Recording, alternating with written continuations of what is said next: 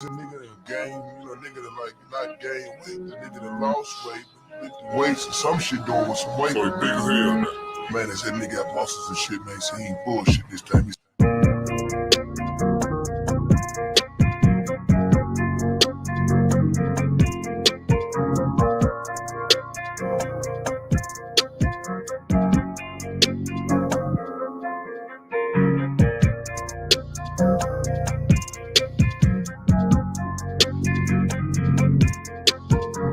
I like red bones, my type, light skin, that's black, hello. Be a fan, that's fantastic. Fantastic, be a fan, that's fantastic. Fantastic, be a fan, that's fantastic.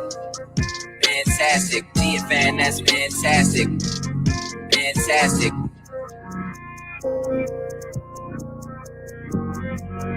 That's good, fantastic.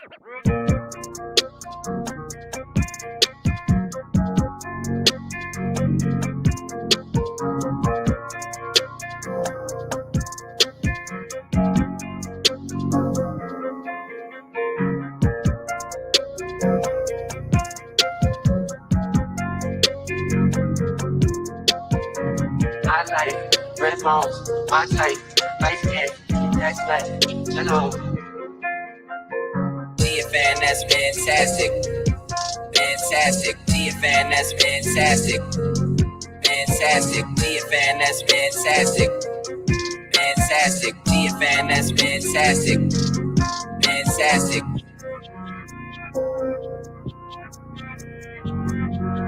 That's good, fantastic.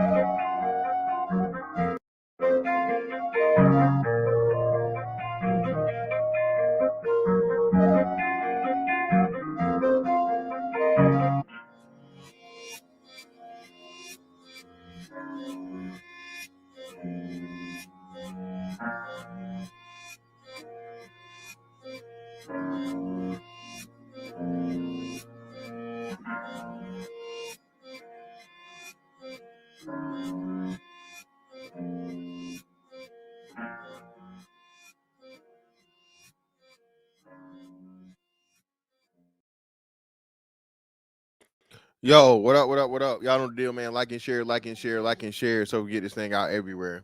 There's anywhere in the world you could be, but you chose to be right here with me, the BABG OG, man. I appreciate you pull up on me. What's going on? What's up with y'all, bro? Shout out to everybody in the building, man. Thank you, Brandon, brother, coming in the door with a two. Building fun. Really appreciate you, brother. Shout out to my man Dario, man, for hitting me up while I was on Might Be Risky, man. Appreciate that, brother, for the 20 ball on the Cash App. Jim Rat, same thing, man. Greatly appreciate you, brothers, man, for supporting me in these away games, man. I appreciate the love, man, because y'all don't have to, and I greatly appreciate it. I never take it for granted. So let's get into it, man. So, hey, I'm a day late, but never a dollar short. You know what I'm saying? I had this thing motherfucking marinate, bro. And boy. Again, man. Katt Williams for me. I don't know where he is for y'all. Shout out to Brandon Green. I smell a classic most deal. Hey, saucy balls in the dough, man. Appreciate your brother with a 20 ball. I really appreciate your brother. Appreciate y'all, man. Now make sure you niggas hit that like button. All right. Y'all give me all this money. Hit that like button. All right. Because it's finna be funny. All right. So Katt Williams to me, man. Top five all time. You know what I mean? I had a couple cats say some shit or whatever, blah, blah, blah. Hey, to each his own. But I consider myself a really reasonable guy and a great judge of certain things. Comedy is it for me, and I would say, okay, black dudes, black comics, but I can't think of a white dude I put in my top five comics wise. Anyway, people talk about George Carlin. I've heard him. He was like, I think he was very, very generational, and he's kind of controversial, all that type of shit, whatever. Yeah, I guess people might bring up like Jeff Foxworthy or something and stuff like that, but comedy itself is a niche. a niche genre, a niche practice specialty, whatever you want to call it, right? Talent. Um, so comedy is never going to be as big as athletes, as big as actors. You know, comics are considered pretty much, you know, bottom tier or whatever. I'm not saying it in a negative way, but compared to other things, there's a lot of other people that are more famous than comics and get more recognition, get paid more, all the different things, right? So for me, my top five is going to be Eddie Murphy, um, Dave Chappelle, Bernie Mac. I got Katt Williams at 4, and yeah, I gotta go with Mike Epps at 5. Okay, those two dudes right there, man, super duper underrated. Funny for funny, bro. Not just like routine. If they acting, like not even really trying. I know people gonna say Chris Rock, but Chris Rock to me was kind of gimmicky, and Chris Rock was like, you know, he's like white people funny. He's like say funny, but not nigga funny. You know what I'm saying? Like, but I don't know. But Chris Rock's in there somewhere, but he don't make my top 5, man. So hey, whatever your top 5 is, man, hey, go right ahead. I just say, yeah, that's modern day, young fella. That's modern day. Okay. But yeah, man, let's go. Nigga L. Shout out to Nigga L, man. Kevin Hart versus Katt Williams, Little Fella Federation Civil War. And what's crazy is, man, bro, I remember this. I remember this from a long, long time ago, man. You know, when this shit was actually going when it first started, I guess when, you know, Kevin Hart started getting his break. And people don't understand or realize, you know, a lot of these people, man, they be grinding out and working for years on years on years, especially comedians, man. Comics, comedians, you know, however you want to refer to them. I don't know what the, you know, the proper term is, but either or. For them to go from, you know, performing on stage to making it on the big screen, man, that's a big deal. So, you know, when a dude does it, be it Bernie Mac, be it Martin Lawrence, be it oh shit, well, nah, Martin. Well, I didn't see Martin. Martin did more.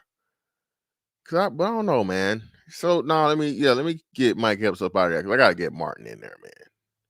I know Martin didn't do a lot of comedy specials. He was the host of Def Comedy Jam, but Martin was a funny ass nigga, man. And Martin, again, that's the best like comedy sitcom ever. So let me get Mike Epps up out of there and put Martin in there. Oh yeah, y'all excuse me. But you know, all those different things is hard to do. So when a guy does it, man, you know, hey, you feel like you've been working longer than him, you're older than him, all these different things, so on and so forth. Niggas gonna feel some type of way, man. Try to brand it again with the 2, man.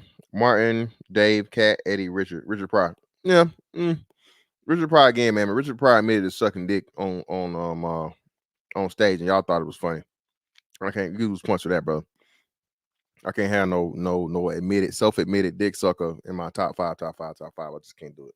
Bro, you know, God bless the dead, and you know, Richard Pryor was a funny guy, but hey, man, you can't be out here talking about motherfucking throat no meat, okay? And I'm gonna be paying to sit in the seat. No, not me.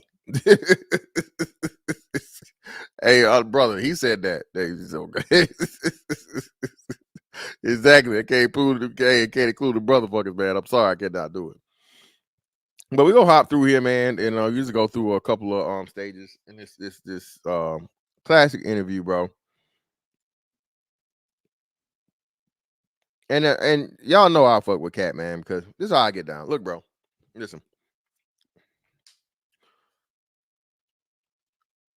Katt Williams and a lot of other people, you know, I just want to tell y'all, man, BABG, man, it's not physical, dog. Listen, I know some motherfuckers that's, you know, half my size, man, that got all the heart, nigga, that'll motherfucking tear down a whole motherfucking building. All right. If you challenge him to, or if you make him. Okay.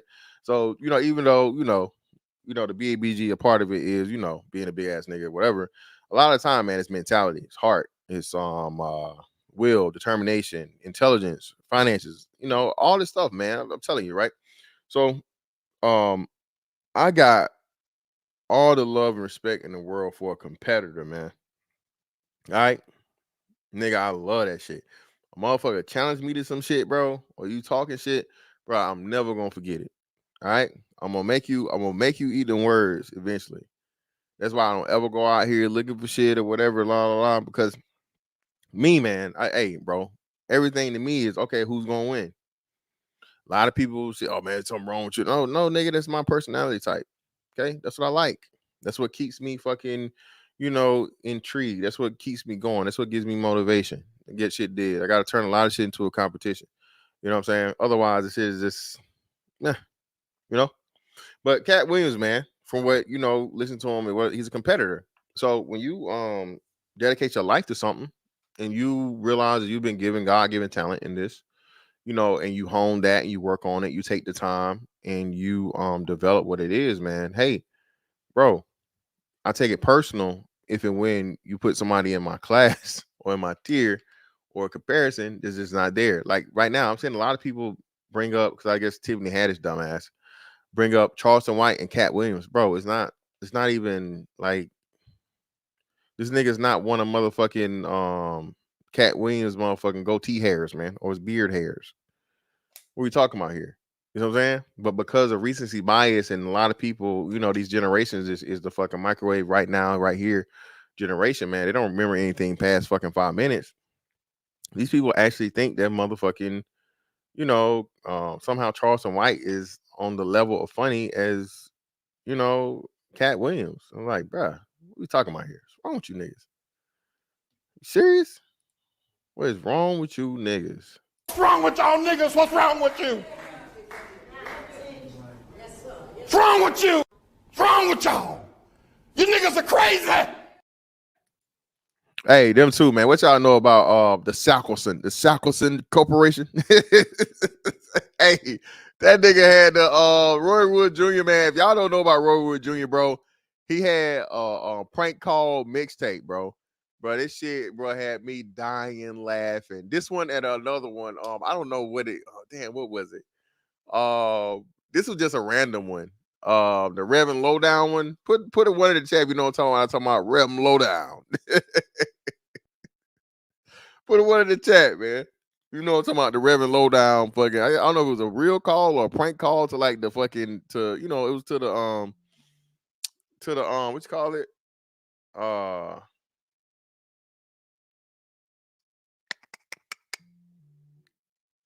What do you call it? The damn dispatcher, like 911 dispatcher. That shit's funny as hell, man. What's up, bro? What's going on with you? But yeah, man. Hey, Geechee Dan, I'm telling you, man. Hey, these new niggas, bro, they don't know nothing. They do not know. But anyway, man, let's go.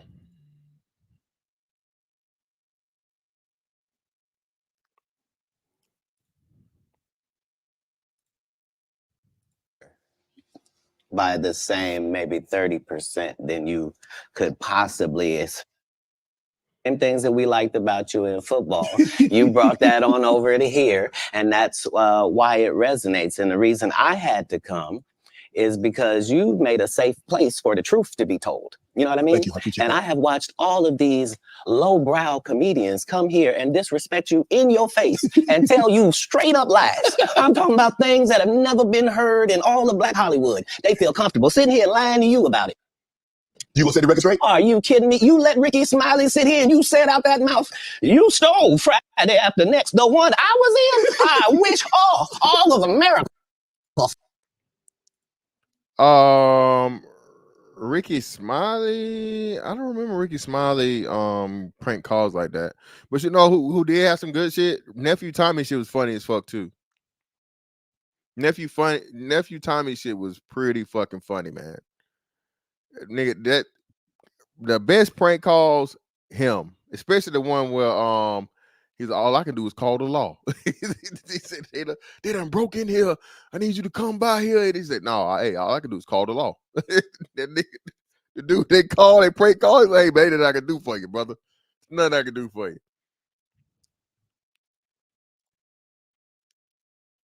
Fumbled a bit when that happened. And then he said some stuff that we haven't heard in 100 years in Hollywood. You ain't say nothing. This man told you he had Katt Williams' role. He was gonna be Money Mike. And Katt Williams was gonna be the Santa Claus. Now let's 3 quick points. You mean in Hollywood they cast a 5'5" black Santa Claus that weigh 145 pounds? That's your story. Your story is the Ricky Smiley that couldn't even do curse words because he had a Christian fan base. He was gonna play the pimp. Why you didn't ask him why has he played a woman in more movies than he's played a man? Now let's go down this road, man. Now we do have a problem in not just comedy, but black cinematography, black movies, what the fuck you want to call it, black Hollywood, to black Hollyweird, shot the Chronicles, all right? To where you niggas gotta put these dresses on. Now we done told y'all that shit is a fucking humiliation ritual. Either that or some shit to where you being gay with a man. Okay? Gotta kiss a man, gotta be in bed with a man, you know, all this kind of crazy shit or whatever. And the crazy thing about this, man, is more people starting to wake up and see this shit, man. Cause it's like, yo, what the hell we got all these big ass niggas put on these motherfucking dressing up like women for? And it ain't just comedians again. You had Wesley Snipes. What was the brother name that was in Joanna Man? That nigga. It was a number of brothers, man. It's out here motherfucking putting them fucking women clothes on. Ricky Smiley, though, was again at the time, you know, we was a kid because when Ricky Smiley was doing comic view and shit, you know, we was kids. So, you know, you didn't really understand the dynamic of it and the importance of, you know, a man maintaining masculine frame.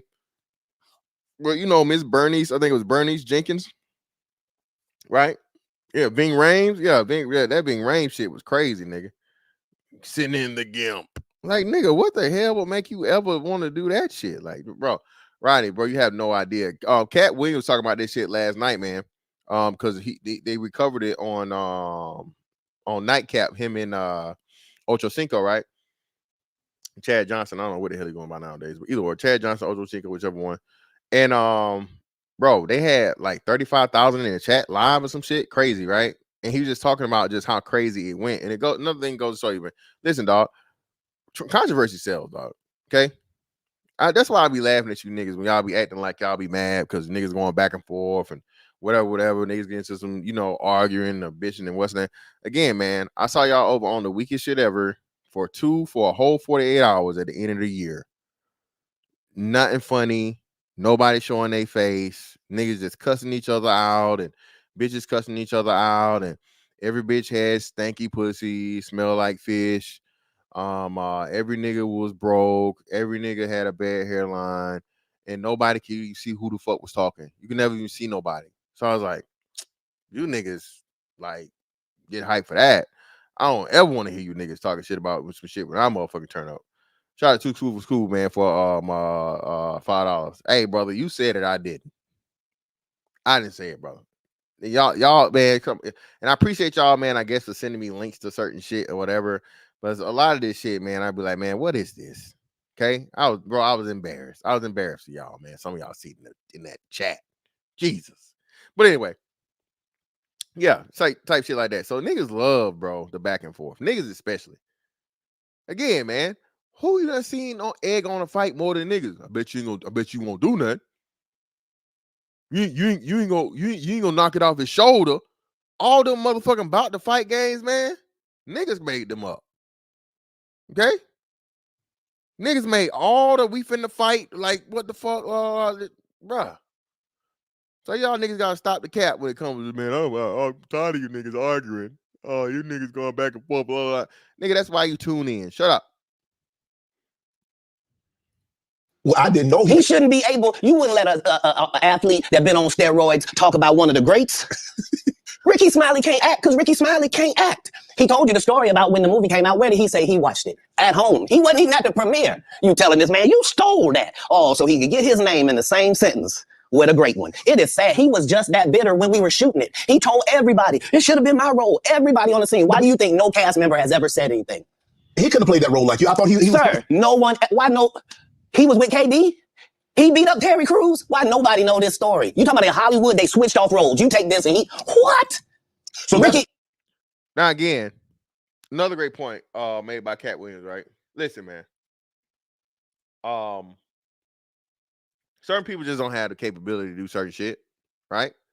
And that role right there, again, man, I remember it's certain things in life, just like Smokey, right? And shout out to Ice Cube, bro, because I don't think it won't be understood or appreciated till long time from now. Like when we old for real.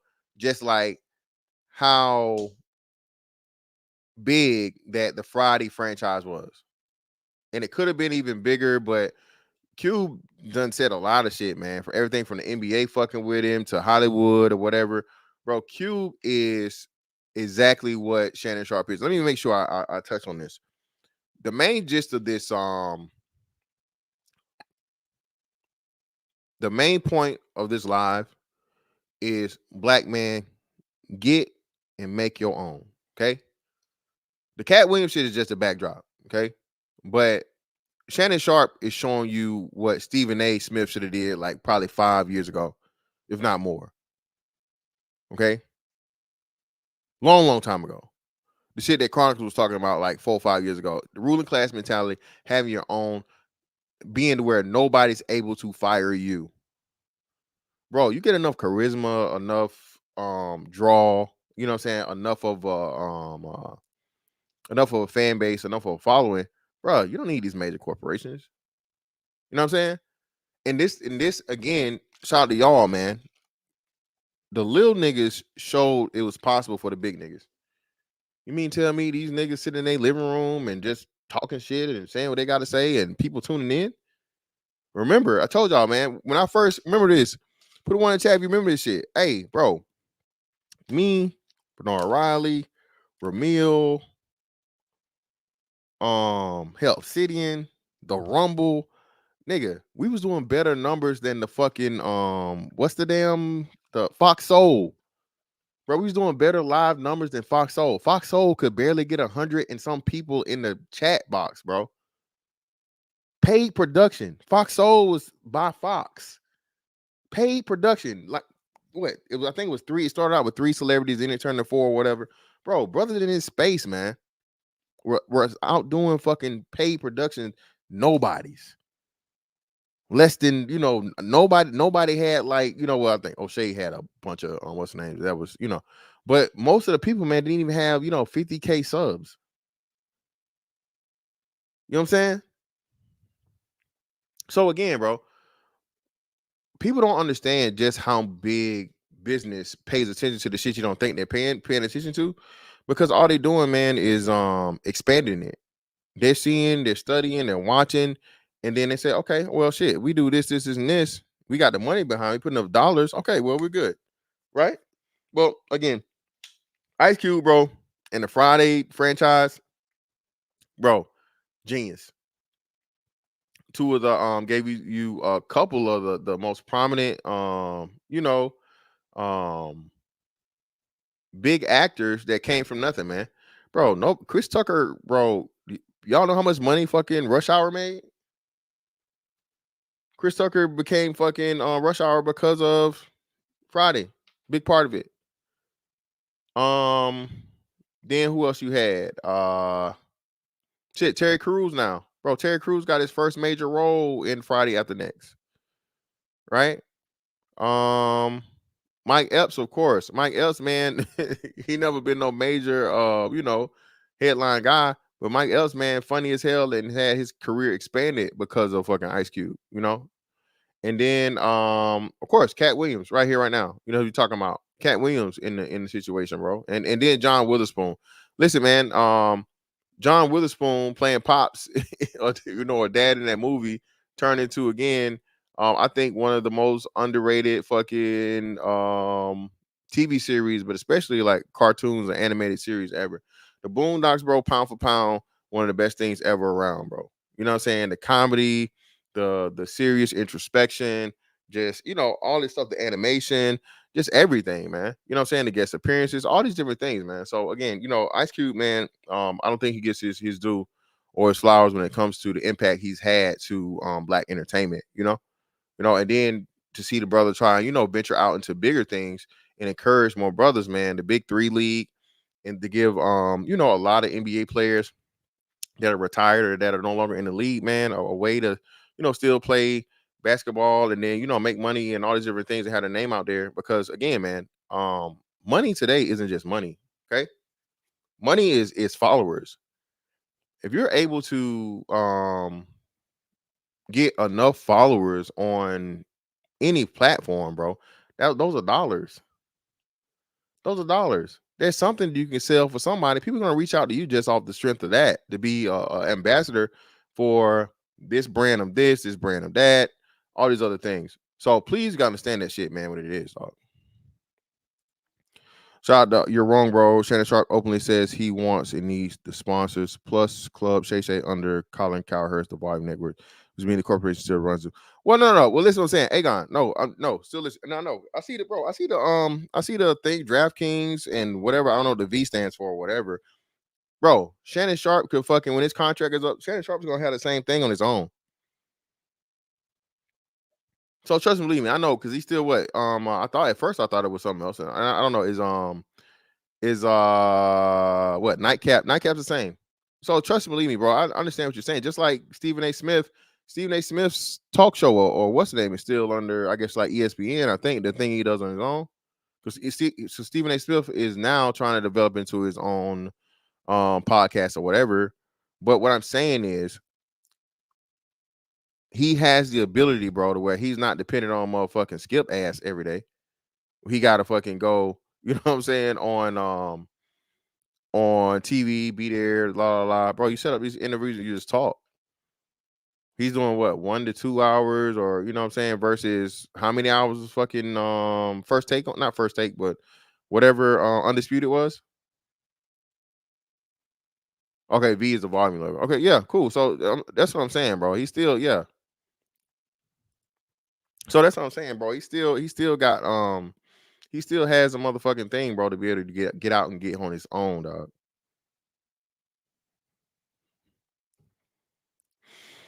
Yeah, man. Yeah, boy.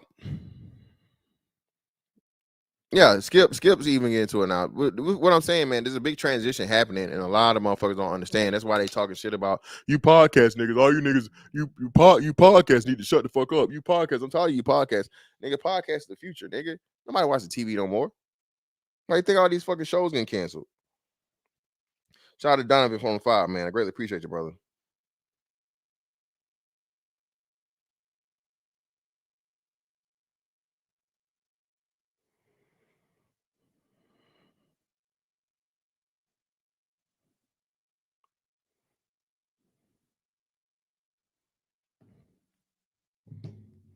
Yeah. So that's what I'm saying.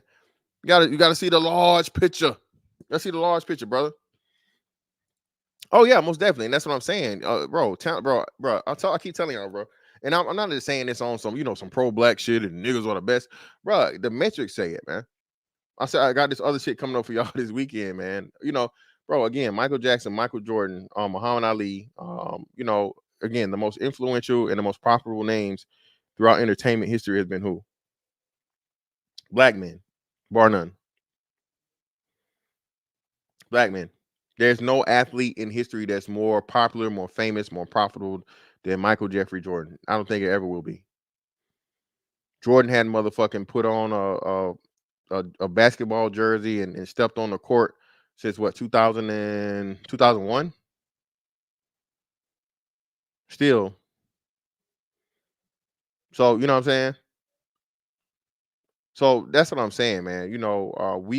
We've been programmed, bro, and we've been fucking told you want shit for so long. We start believing our own bullshit, and a lot of us don't take the opportunity and the chance because, bro, it's doubt. A lot of times, man, bro, you like, man, you be around, man, nigga, you smart as hell. Damn, nigga, you can cook. Man, you funny. You this, you that, you so on and so forth, a lot. And brothers don't take the opportunity and the chance to bet on themselves because they've been given nothing but negative reinforcement, doubt, and cutting them down their entire fucking life, man. One of the biggest issues and problems that happens for black boys, especially black people, black boys especially, man, is that their talents are never nurtured. You know what I'm saying? That's why I say, man, that's another big part that I even started realizing as a father, right? That a lot of the times, man, our kid will be great at something and we don't encourage enough. We don't ask them about it. We don't inquire. You know what I'm saying? You just see it's something, whatever. But man, you have no idea, right? You know what I'm saying? The littlest things that your kid can be doing that's interesting that you could just support them in and encourage them. And who knows, man? But yeah. Yep. Exactly, man. And I told you, it starts in the home, and it starts in the home, man, and then it's just reinforced by the culture.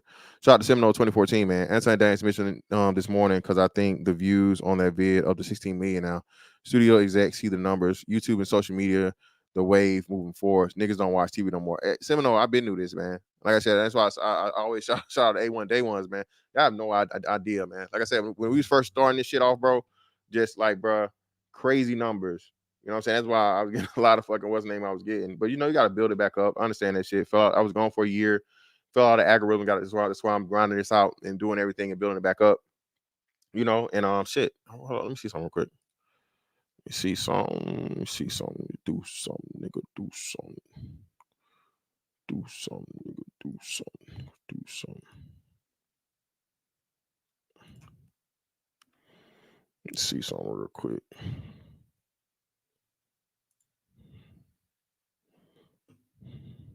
And yeah, man, look, man, hey, we are officially at 7,000 subs, man. So hey, appreciate y'all, man. 7K subs, man. We just hit 7K, man. It's been a long time coming. All right, but I know change gonna come. All right, so hey, I greatly appreciate y'all's support, man. But hey, bro, we've been grinding this thing out, you know, since day one, dog. You know what I'm saying? Ain't changed shit up. Everything been the same, man. And I just thank y'all, and I understand this shit. I've been understanding a long time ago. That's why I got a vision in it. I believe in it. And you know, I come here and I keep doing it. So I greatly appreciate y'all, bro. But let's go.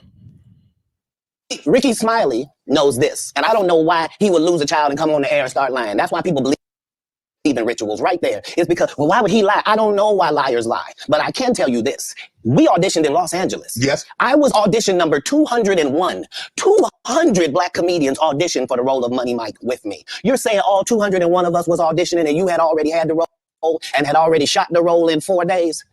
The truth of the matter is, the Money Mike in the original script got raped in the bathroom, and that's what Ricky Smiley was okay with.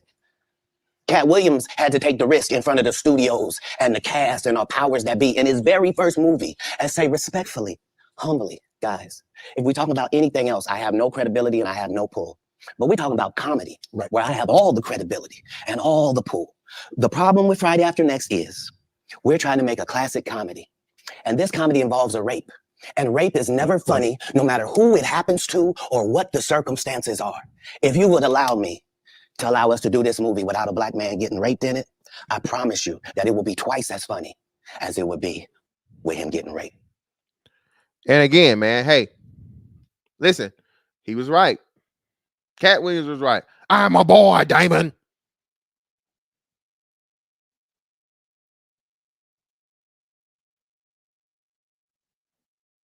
Wake your ass up, Lucky Charms.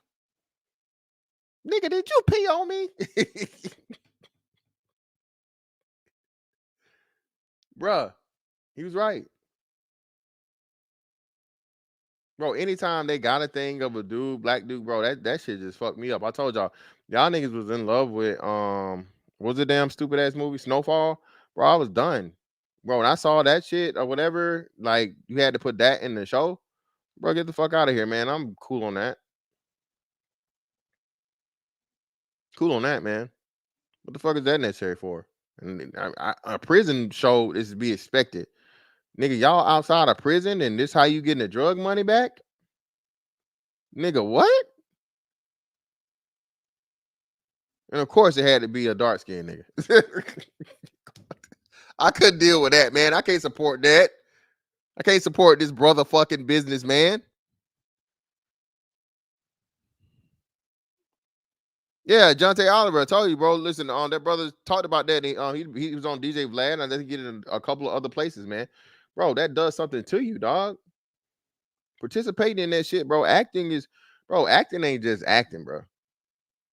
Again, the same dude, Idris, Damson Idris told you this nigga was praying to the devil, nigga, and the devil showed up.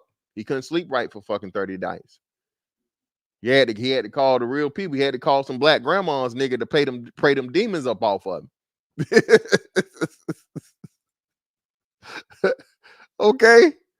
That nigga had to go down to motherfucking Georgia, nigga, and find some grandmas, nigga, to pray them demons up out the way, brother. listening to gospel music for 24/7. And say, thank you, Lord. Tell him, thank you, Lord. Thank you, Lord.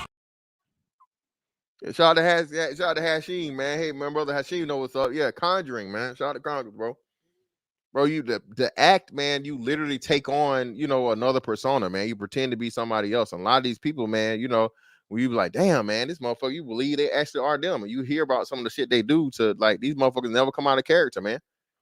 You know? You know what I mean? Crazy.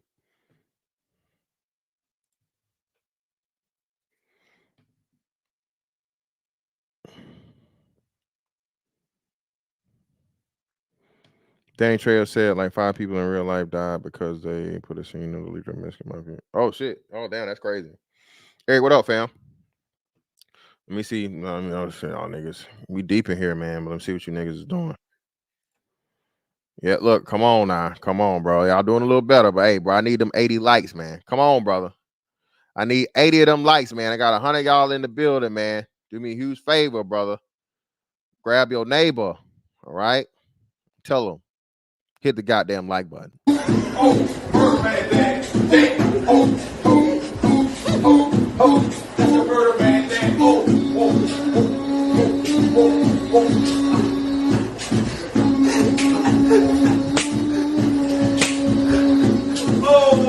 more shit, man. That's why more bodies, man. Yep, Marlon Martin. That dude ended up getting, I think he ended up getting killed. I think he ended up getting killed. I know he died young, but he died young. Yeah, the dude that shot Ricky in the back. Yeah, man. Dude fucked his whole life up, man.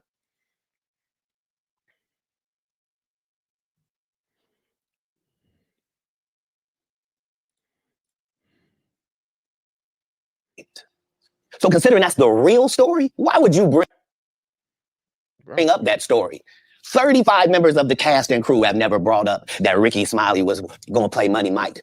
No one ever saw me put on a Santa Claus suit. We got a wardrobe department and telling jokes. That's why he's called the Entertainer. Right. We found out he can't sing.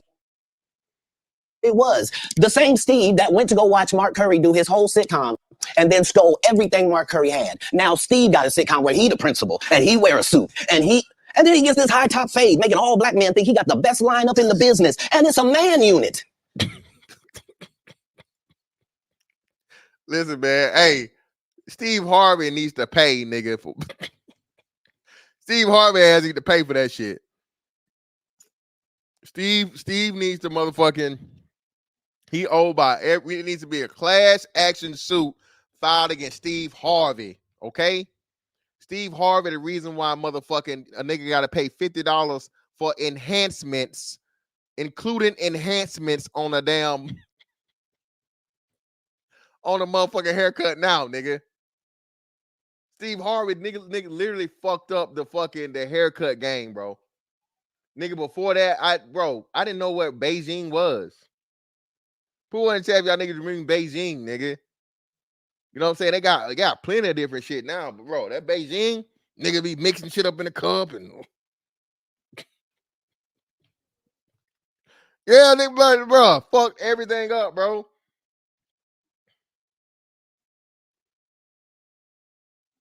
Whole time this nigga had a microphone cover on his head. Whole time, nigga, Steve Harvey had a whole fucking microphone cover on his head, man. Extra large motherfucking microphone cover.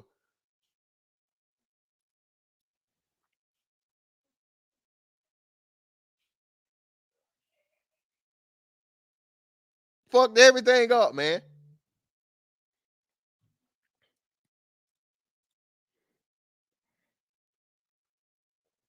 Why is it doing this? Then you ask it, why you not a movie star? I didn't want to be a movie star. This the same Negro that hated on Bernie with this same thing. I didn't want to be a movie star. No, you couldn't be a movie star. There are 30,000 new scripts in Hollywood every year. Not one of them asks for a country bumpkin black dude that can't talk good over KB and look like Mr. Potato Head. There ain't none. You have to have range. I played a lot. Hey, listen, man. Listen, bro. Listen.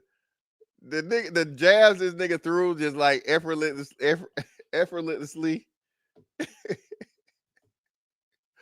effortlessly, man. It's crazy. Looking like Mr. Potato Head. And too, listen, man. Steve Harvey is a fucking just a fucking travesty to motherfucking humanity, man. To niggas, bro. Steve Harvey fucked up the haircut game. This nigga fucked up the suit game. And what's the one main thing this nigga fucked up? What's the one thing y'all niggas leaving out?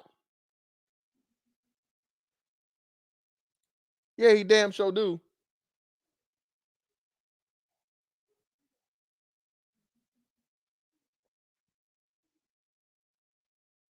No, not the dating game, brother. He fucked up the teeth game, nigga.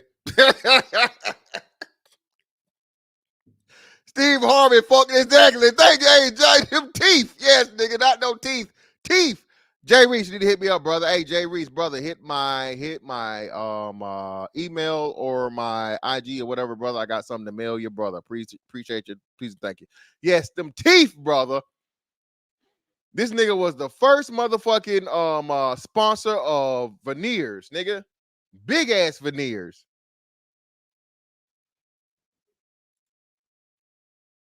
Hey, Mr. Harvey, these teeth seem a little large for your mouth. I don't care. Go ahead and put them in there. Yeah. What your ass say? Yeah. I don't care. Go ahead and put them in there. Yeah. This nigga been having extra large teeth, nigga, since motherfucking 2003. The hell going on here, man? Steve Harvey in itself is the nigga's more funnier on the outside than he is the guy even say anything. Fake hair, big motherfucking goofy loose ass suit, and them teeth.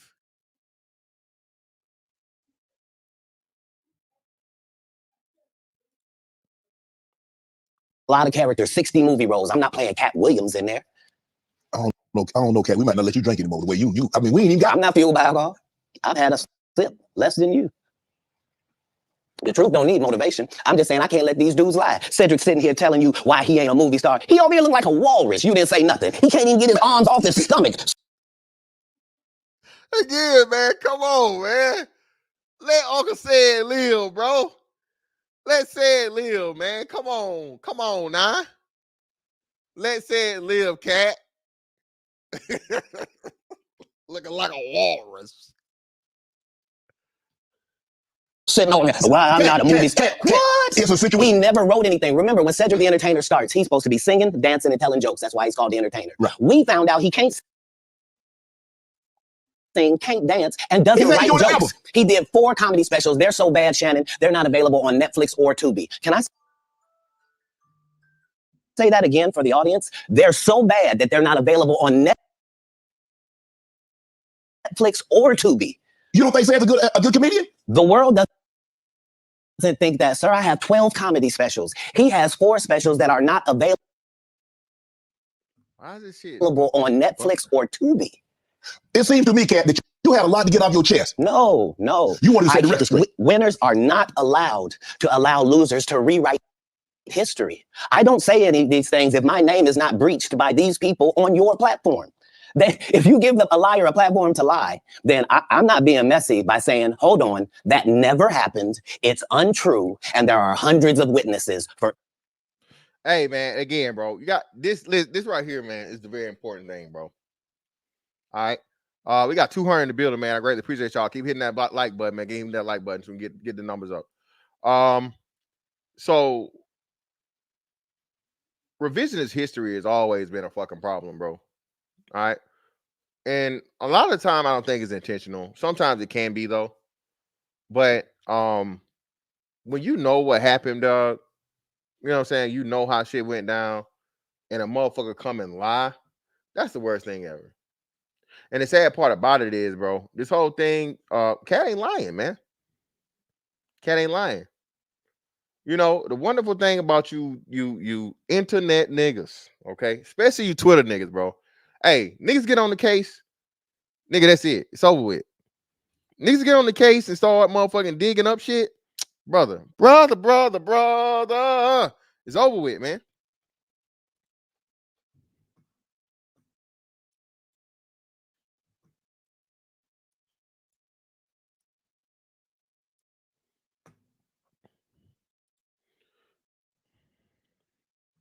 Y'all seen this yet, man?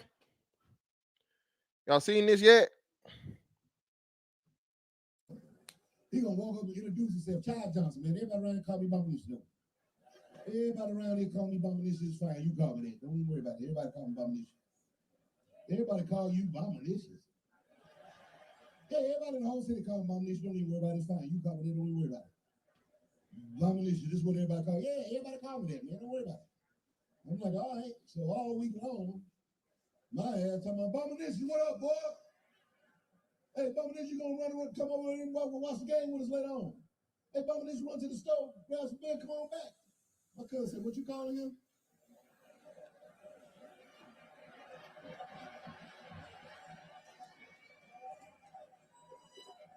Bomination? He said, everybody call him Bomination. He says, all right for me to call him that. Like, no, man, his name's CJ. He's saying you can call me by my initials. That's what.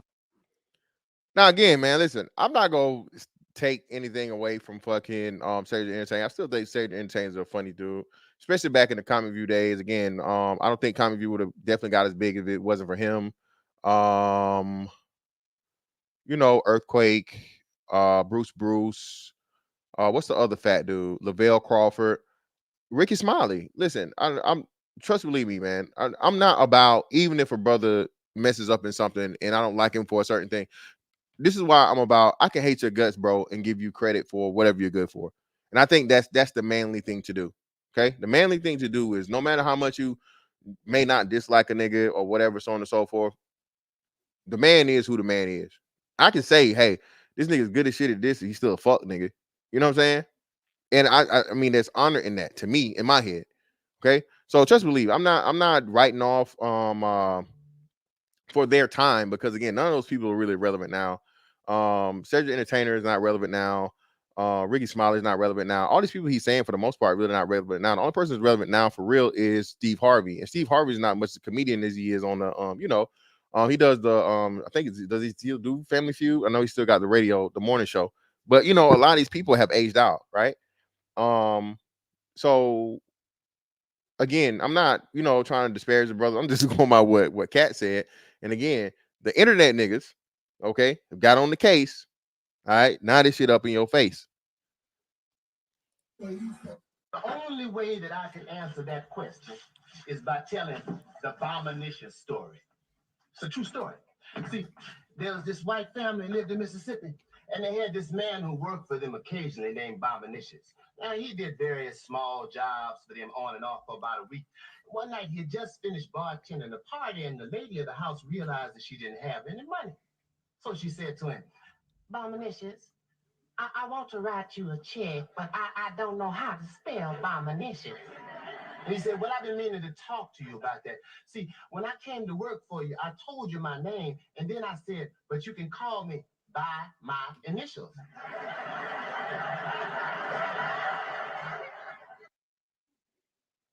And that's that. So again, man, hey, they got a couple more of them. So, Katt Williams' whole thing is that he stole the joke of him doing the one he used in Kings of Comedy as the spaceship joke or whatever, right? So when people start digging through the motherfucking archives, brother, and they pull that shit up, just saying, hey, UFO, come on, man. Stall him out, UFO kamikaze, man. Come on, man. Stall him out, man. Stall him out.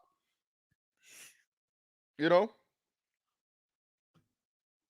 kind of hard to doubt, man. Each thing I'm saying. So let me ask you this. What is your relationship with Steve Harvey, Ricky Smiley, and Cedric the Entertainer as you sit here currently? For 30 years, they're a group. These aren't three random guys. The way that Ricky Smiley kept appearing at all of my auditions is because of Steven said he would tell anybody that, listen, they got a gang on that side. They know what it is. Uh-oh. Know what that sound like? They got a gang on the other side.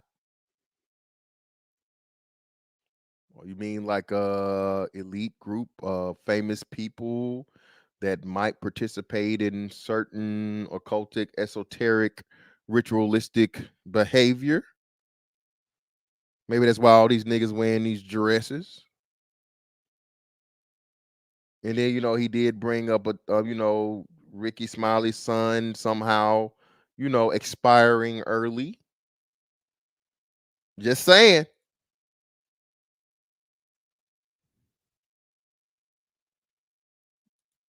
Just saying, man. Listen. Shout out to Paris, bro. Paris said this shit. Hey, these niggas went from saying the Illuminati don't exist to I'm not a part of the Illuminati. You catch that? Niggas went from saying ain't no Illuminati. What you talking about? This shit ain't real. Oh, that's some crazy tinfoil hat conspiracy theory bullshit. To I'm not a part of no Illuminati. I don't know. I mean, it exists, but you know, I ain't in it. Hold on, nigga. 10 years ago. Yeah, JC, you caught that, brother? You caught that? Holding my nuts, brother. That's a whole nother thing, man. Shout out to you Greek niggas, but hey, y'all got it. Shout out to man Rebel in the building, man, too, man. Said remix cat jokes. Hey, man, they done pulled a couple up off of him, bro.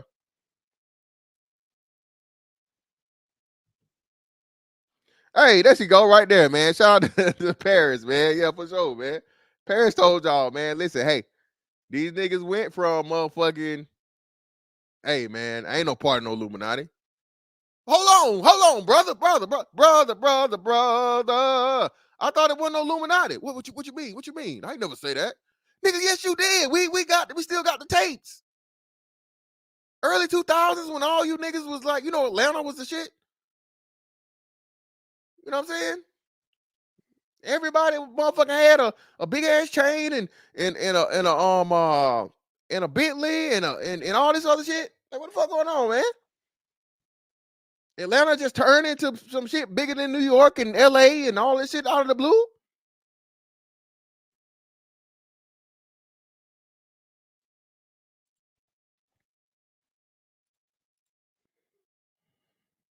They know who the gang is. Why Earthquake not in movies? Because he's illiterate. He can't read. And they found that out when they gave him a show and put the cards in front of him. Like, all of these dudes are co-entwined and they share secrets. And this is the age of truth. And the truth doesn't need to be scared of the fact that people tell lies. Cats on drugs.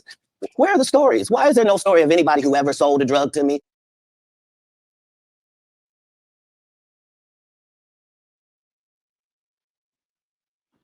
Bro, what the fuck is Did a drug with me, was around me when I was inebriated. I got 5 daughters. I got 5 sons. Why would we tell these ridiculous stories? Because it's competition. You feel like, well, why comedy guys can't just get along? Yes. What? Now that brother Katt, a couple times we done seen you, brother, and we don't do that. Brother Katt, there's a couple times we done seen you out here in some predicaments, and we just know we don't do that, brother. Okay? We do not do that, brother. Okay?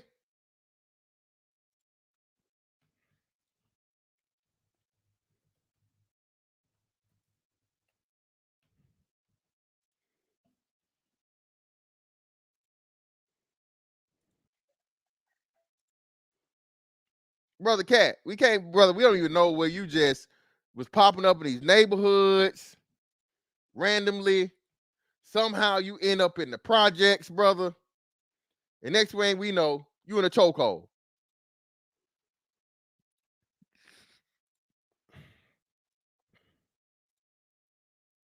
Are you ready to stop me on the point? Look at this. Somebody come look at this.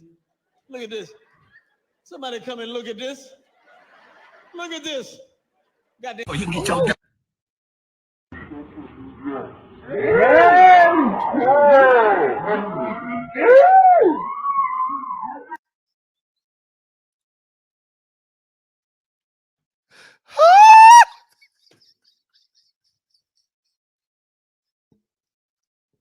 Shout out to all my wrestling fans, man. Oh shit! What was the Bob Backlund meme? The crossface chicken wing. He put this nigga in a crossface chicken wing, y'all. A little kid put a fake wrestling move on a real grown man.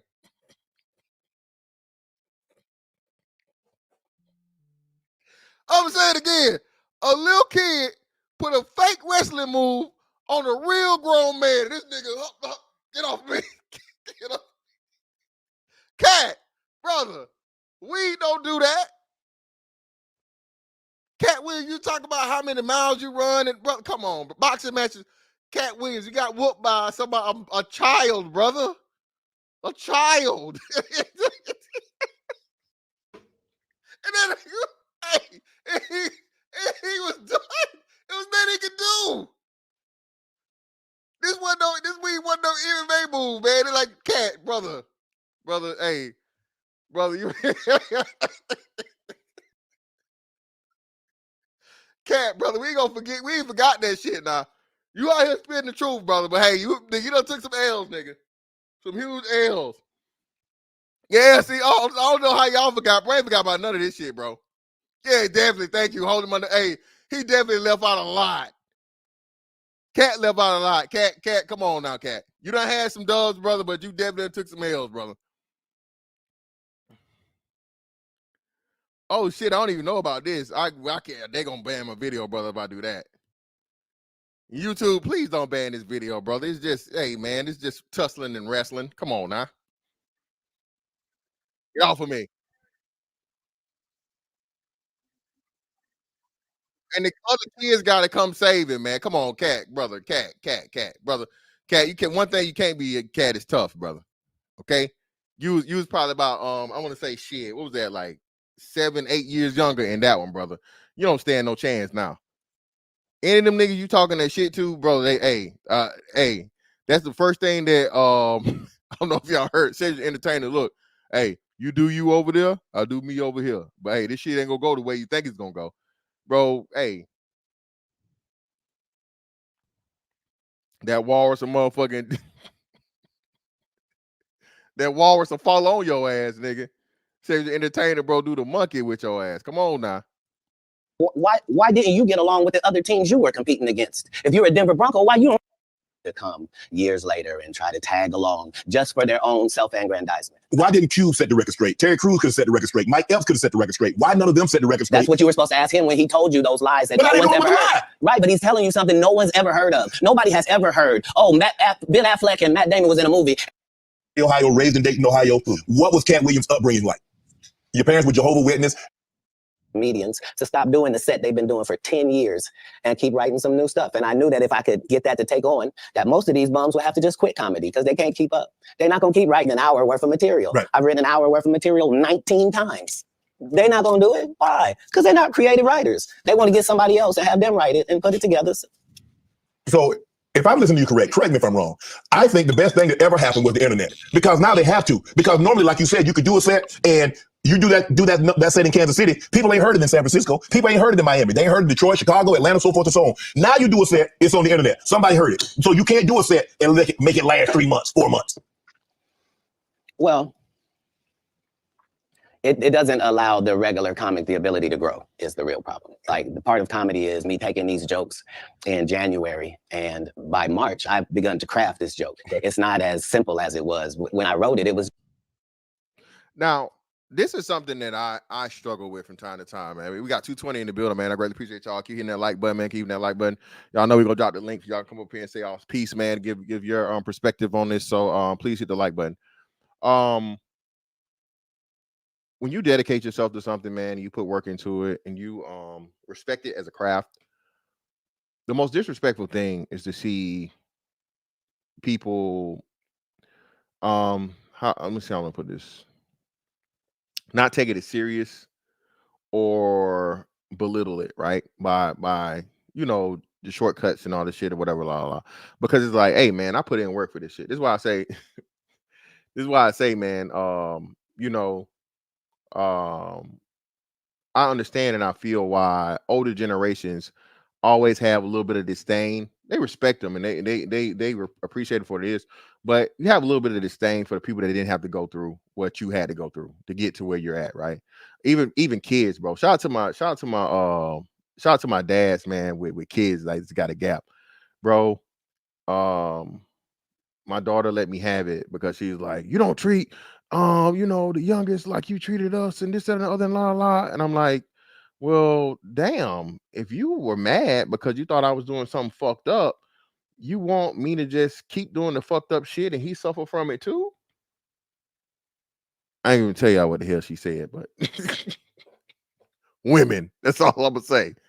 I'm like, people progress, man. You don't know what you don't know, right? So as things as you know better, you do better.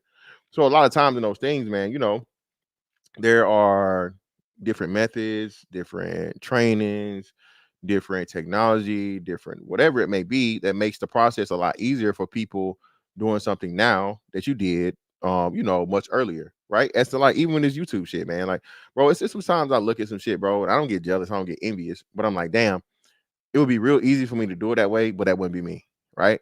If I and I see the flaw in doing that way.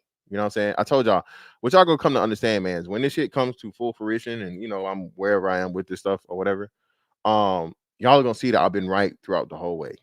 Okay.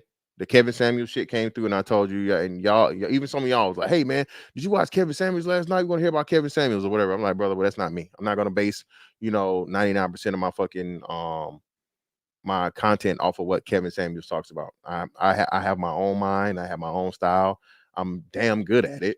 Okay, so hey, if you're gonna fuck with me, you're gonna fuck with me. But I'm gonna talk about what I want to talk about, not what Kevin Samuels talks about every fucking night and covers that. Okay, yeah, I got some any Kevin Samuels content I got up is still up, but I think shit on record I got like less than 10. You know what I'm saying?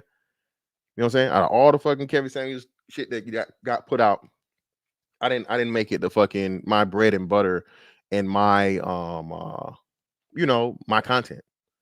Lo and behold, unexpectedly, RIP, blessed dead, he's no longer here. So you see a lot of those people that had their fucking Kevin Samuels content. Where are they now? You know what I mean? Other things and stuff too that I see that work, or other formulas and stuff. But that's why I just stick to what I know to do, and what has worked for me from the beginning. And you can trust the process. You know what I'm saying? Trust the process, man. Again, like I've seen a lot of people, man, hit and miss or never hit at all. So it is what it is.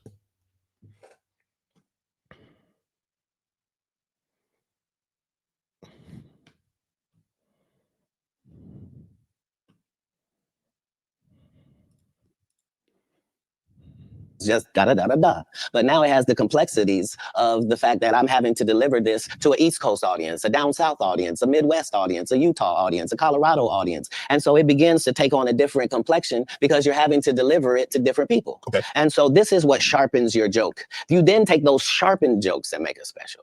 Not you just randomly take some. So it's a process. You don't allow them to process if the first time the guy did the joke, now that's his joke and the joke is everywhere. That just sets it up for people to steal. So how many times must you tell a joke before you master it? How many times have you had to sleep with a woman before you're done with her? That's not fair. If it's great, never. if it ceases to have usefulness, so it has been spoken.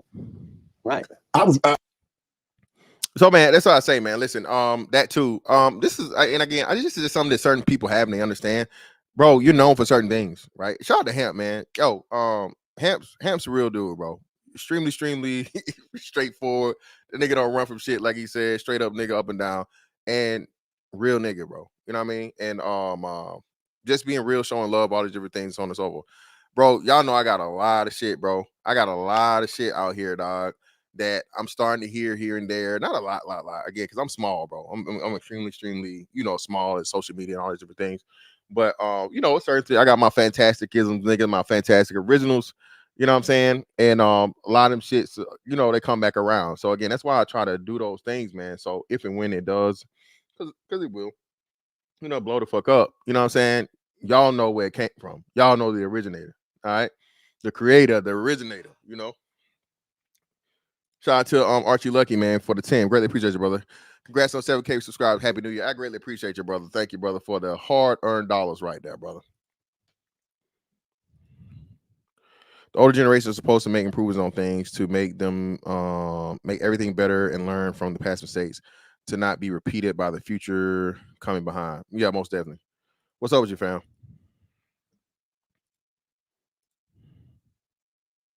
I read that you was raised in Florida. You had some help, some ladies of the night. No. That's not true. No, that whole story doesn't take place in Florida. That story takes place in Oklahoma City. Okay. So after I'm in Florida, I then join, I tried to join the Marine Corps and they won't accept me because I'm too young and I've lied and told them I'm 16 and my family's moving down and I don't have my ID, but it's coming. And so they let me go to the boot camp. That's not going to work now. Okay. So I've learned that lesson. So then I get this job selling stuff door to door across the country. And so I've been to all 50 states. Again, I'm 14 years old. So I did that. While I'm doing that, one of the places I'm in Oklahoma, and I've decided I'm going to stay here because of meeting these ladies that you're talking about and that situation. I don't know at the time why that's important in my life or why it's something I should be doing or any of that. But now later on, it certainly helps me in formulating Money Mike for Friday After Next and a pimp named Slickback for the Boondocks. Listen, my name is a pimp named Slickback. Can't call it Slickback for short? No, nigga, no. You got to say the whole thing. Like a Tribe Called Quest. Again, man, just classic characters and shit that will always be memorable, at least for, I'll say, our group, a group of people, like a whole generation of people. That, bro, I'll never fucking get tired of seeing motherfucking Money Mike on Friday, or even more so for me, for pimp named Slickback on the Boondocks. Classic shit, man. Just you know, and to have him work those things into it. Then I seen a couple of things. I think when he's in ATL, a couple of episodes. This dude is just, like I say, he has a lot of range when it comes to comedy, and just the natural ability to make people laugh, bro. And a lot of people think that shit's easy, bro, but it's not.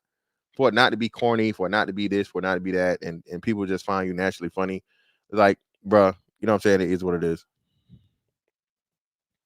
No, he's not from Florida. He was down in Florida in Miami. He's originally from, I think he said, Cincinnati. He's originally from Cincinnati, Ohio.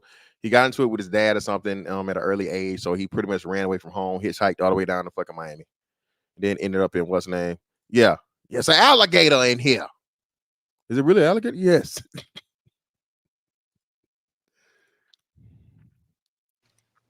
Oklahoma, so San Francisco, Oklahoma, Sacramento.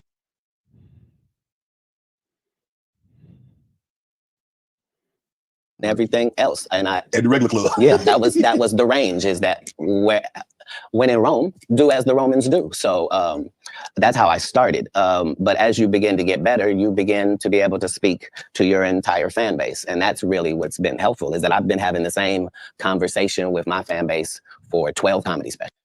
And that was his set. But I understood from that point that the truth is really the commodity, and the fact that we are all individuals and all separate and all our own islands, but not in real life. In real life, it's only 5 or 6 different types of people.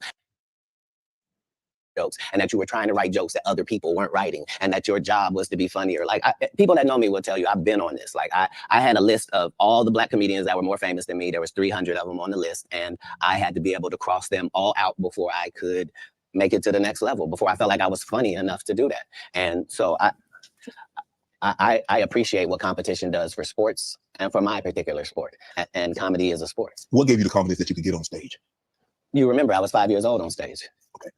So but I was reiterating God's word at that point. Oh. Now I just have to make sure that the in me and hear from you and to thank you for what you did putting the city on. Right, okay. And we won't talk about your kids. We won't talk about jail, no cases. We ain't gonna talk about none of that. Right. And immediately gets in there and goes the opposite way. You can't flip up on me because you're an inferior comedian. I'm going to destroy you, and I'm never gonna call you out of your name. I'm never gonna say anything disrespectful to people that look like you.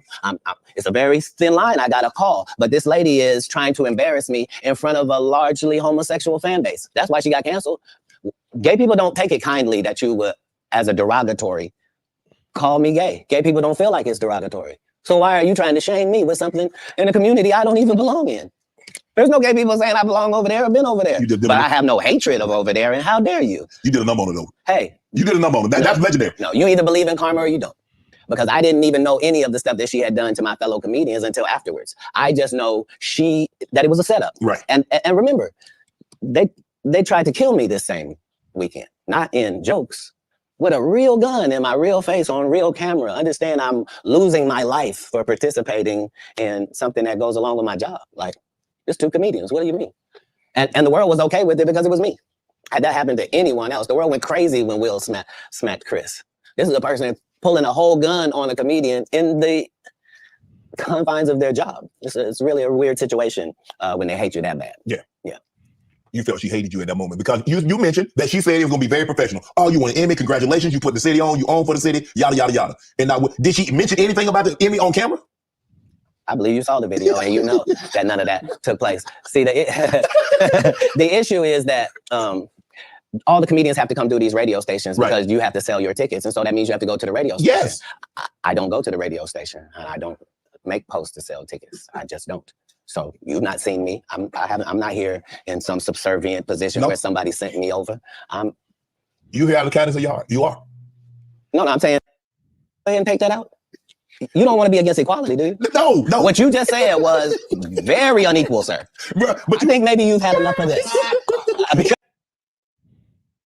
No way, because I didn't have any. Plus, I understood. I'm not trying to offend Black women with short hair. I'm not trying to offend heavyset women.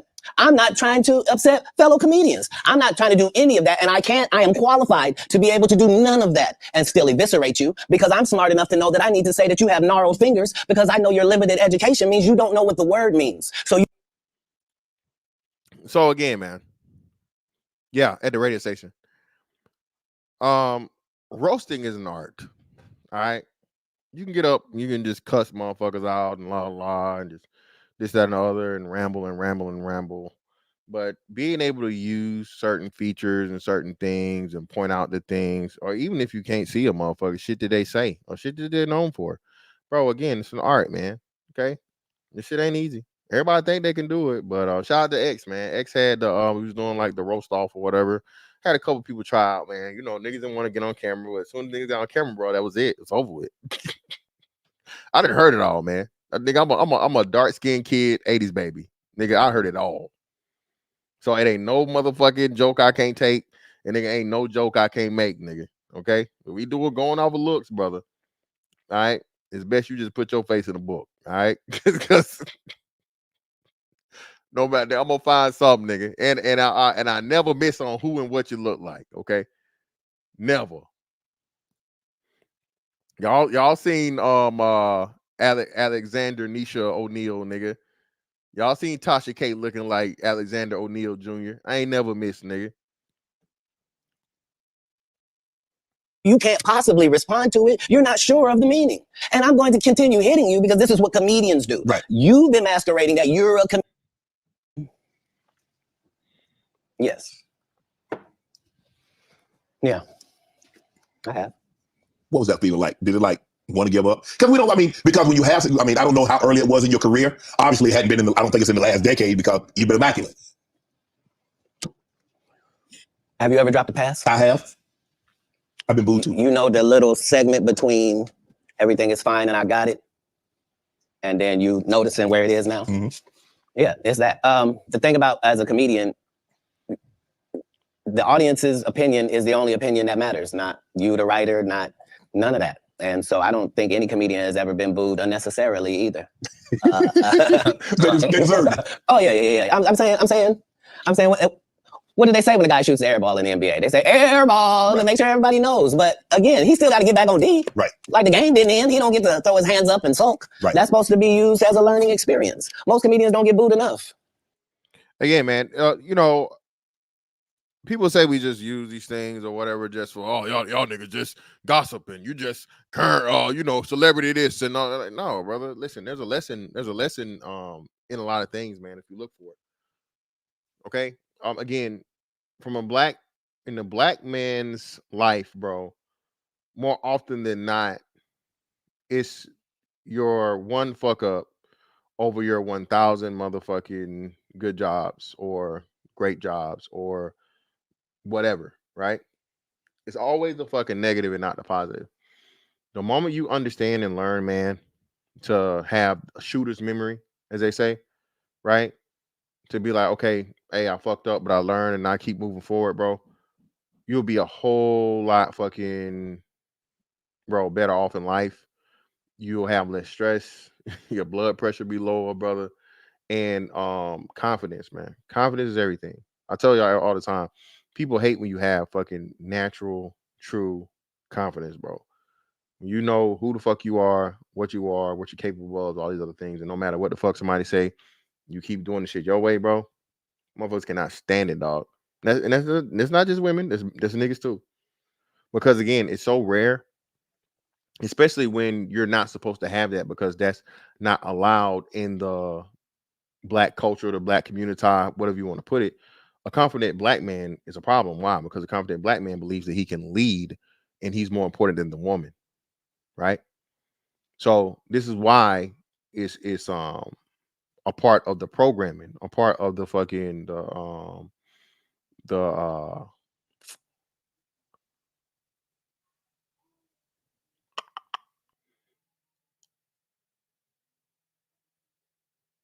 I'm gonna say it's part of the programming, a part of the culture, and a part of the SOP, standard operating procedures, right? For again to humble you, nigga, who you think you is, nigga, you think you somebody, nigga, you ain't nobody, nigga, you ain't special. You know, we've all heard that repeatedly, right? You know what I'm saying? And again, man, the psychological warfare that's put upon us on a daily basis, dog. We're so numb to it, we don't even realize that it's happening. You know what I'm saying? That's why I say, man, our fucking bro, it's literally people, bro. I hate that make shit a tenth of what we make. No, like, don't got no running water in the house that gets more respect, more celebration, more appreciation than we do. Okay. And we're to the point now we're no longer allowing ourselves to be gaslit. Is that that's not what's happening. It's a motherfucker in a hut somewhere, bro. All right. That's getting praised and getting celebrated for, you know, doing what they're supposed to do. Getting still your ass. Ah, nigga, you ain't nothing. Nigga, you ain't nobody. So please understand this, man. Your failures, man, are just lessons. You know what I'm saying? A lot of people, man, you know, have a hiccup, a mistake or something, and they stay down. Bro, don't ever stay down, bro. Just get back up. You know what I'm saying? Just get back up, man. You can't have progress without failure, dog. And the way to get to the, you know, that perfect whatever it is to find all of the possible failures and fucking plan for them or eliminate them. Right? Find a way to work around it. Find a way for it not to happen. Or, you know. All right, now be loved. Don't start now.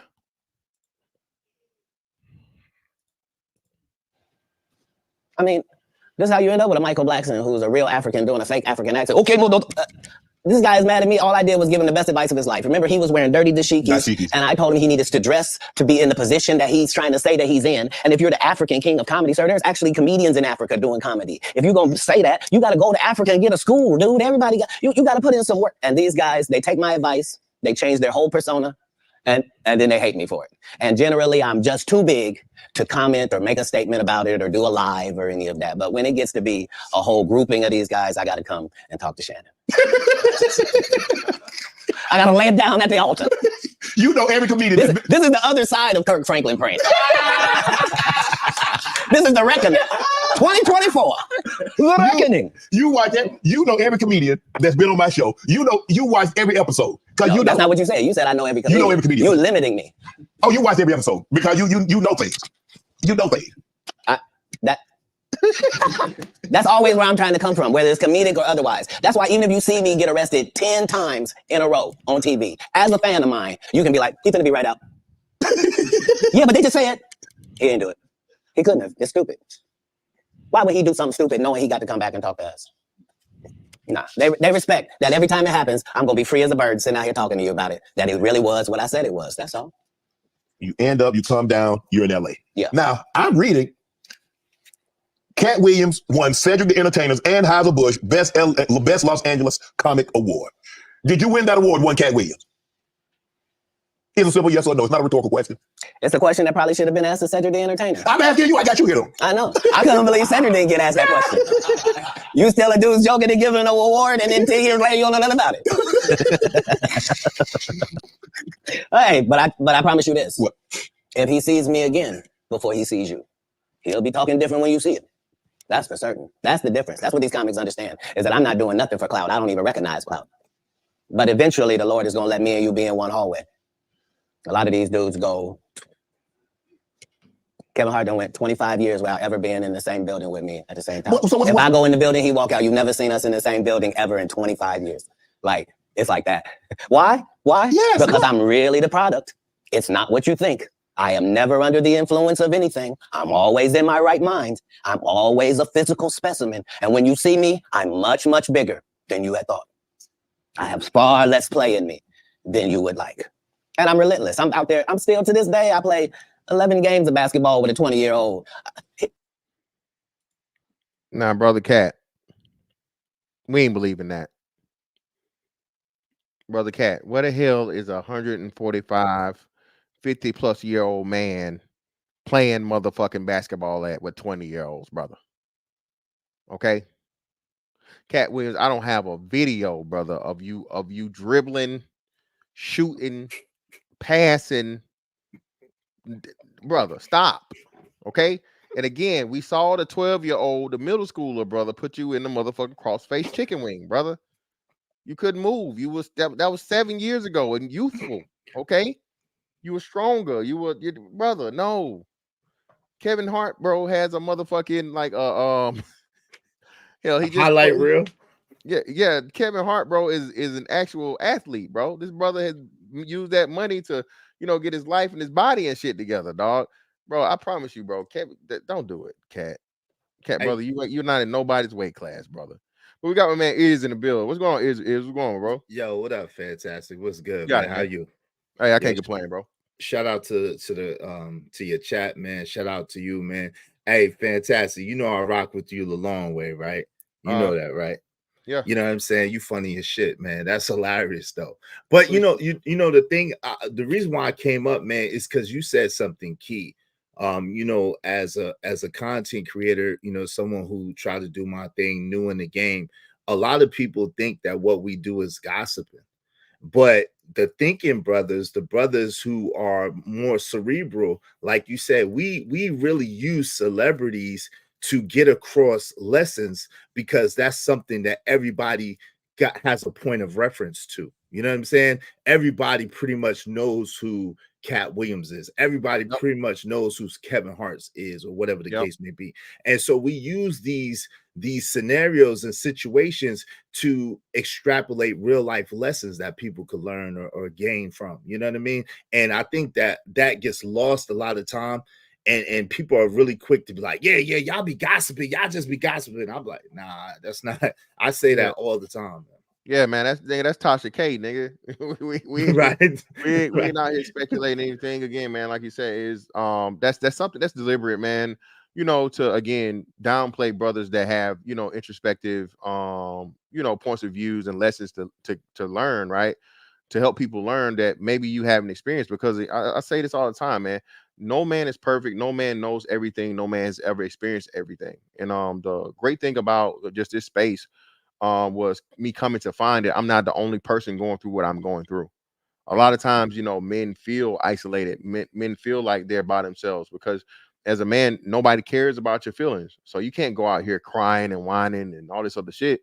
But if you come to find out that, oh shit, well, I'm not the only one. There's other brothers having this thing. Okay, so now, you know what I'm saying? That gives you a totally different approach to whatever your situations may be it good or bad, right? And like you say, man, it's just another a tactic that they're using to try and shut black men up, because again, finally we have a voice, and it's a very loud and powerful voice that they just don't want to get out, man. Yeah, no doubt. Yo, it's crazy though. I did a show on this the other day, and the crazy thing is, yo, not only Kevin Hart was a swimmer.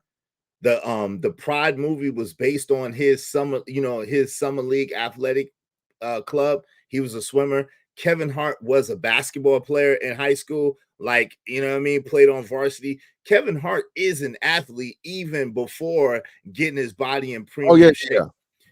You know, he's a lot of people sleep on it, Kevin, but in this whole gatekeeper thing to me, Plant is kind of ridiculous, because it's like, yo, Kev really put in a lot of hard work, and I hate that when people try to undermine or undervalue the work that some people put in. Kevin Hart put in a lot of hard work, bro, and people don't really realize he was one of the pioneers he was the Country Wayne of 2005 to 2010 area. That was Kevin Hart. He was the one that took social media to another level in that grind. And that's the reason why he gets the money in the clout that he gets in the movies, because he comes with a huge following. And a lot of people don't want to identify that and recognize that. And that came from the work that he put in on the ground floor. Well. That's where we kind of part ways there, young fella. Because I believe him putting in work and there's different things, but bro, there definitely is a cabal of sorts. There definitely is an association of people. I don't know what Kevin Hart was. I'm not saying it was, but there's a certain famous list that just came out, and bro, there's some shit that goes on much deeper. And I don't know if you listen to a lot of these rappers, entertainers, they'll tell you this, man. Hey, those mansion parties, those mansion parties are a real thing, fam.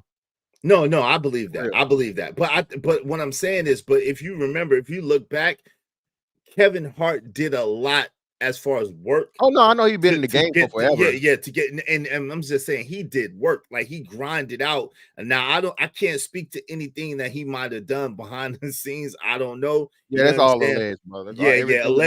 Allegedly, but he did a lot of things to get in the game as far as work ethic, and a lot of people try to discount.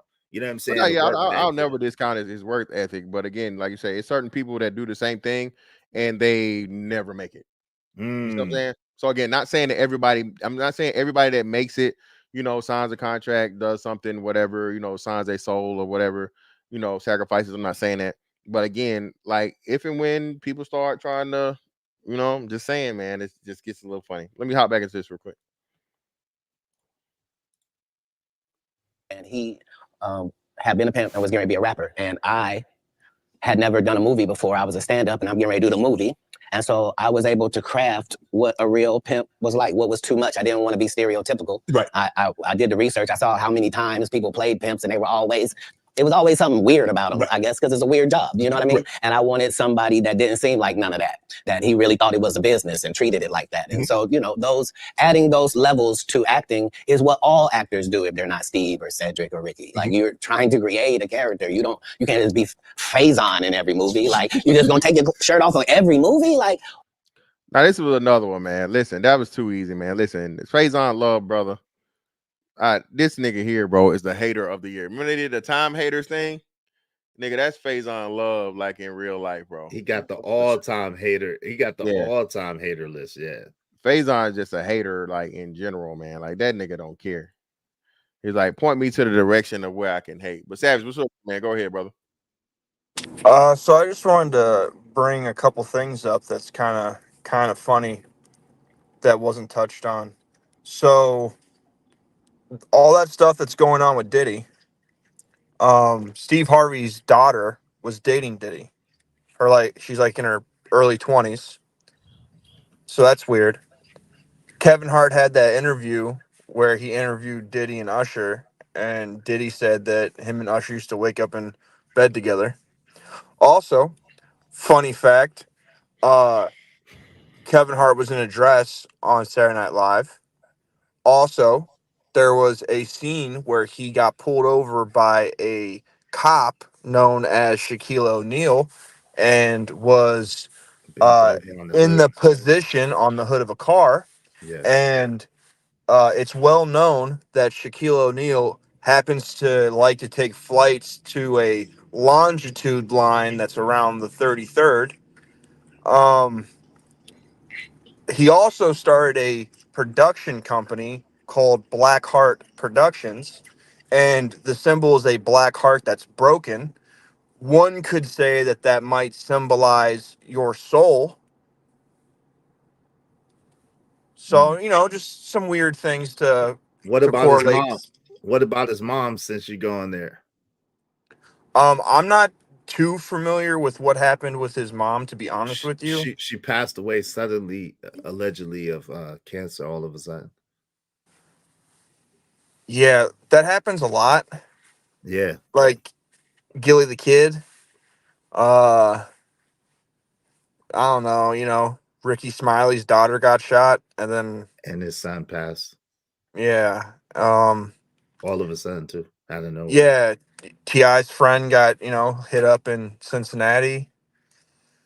You know, out of town. You know, it's even weirder. It's like, you know, you can kind of make a claim that like it was normal street stuff if it's in your city, but to be in like a whole nother state in a whole nother town, kind of odd. Indeed. Yeah. Let me play this this this wonderful hate speech. It's gonna come from brother Faison, and then we will get Josh in here. Hey, speaking of a walrus, huh? Katt Williams. Definitely overrated. But as a comedian, though, you feel like he overrated? Oh yeah. Oh, way overrated.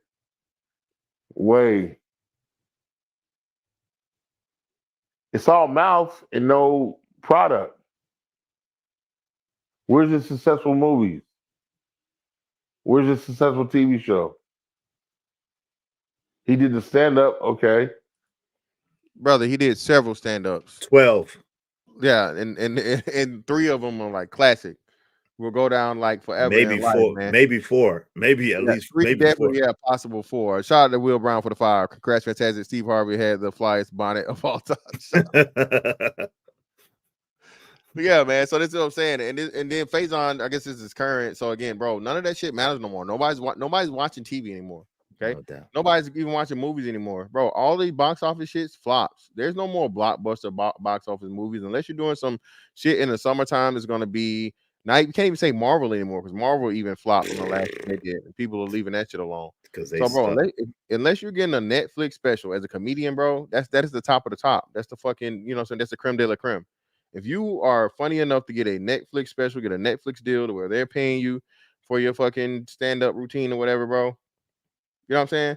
So Faison, bro, what the last thing you was in, nigga, you was naked, and then the one before that, you was like you was a brother fucker. What's going on, man? What are you doing? Hey, yo, speaking of walrus, though. Oh yeah, this nigga here, man. This nigga here is a motherfucking. This nigga here is a elephant seal, bro. This nigga is horrible. He did 19 of those, you know.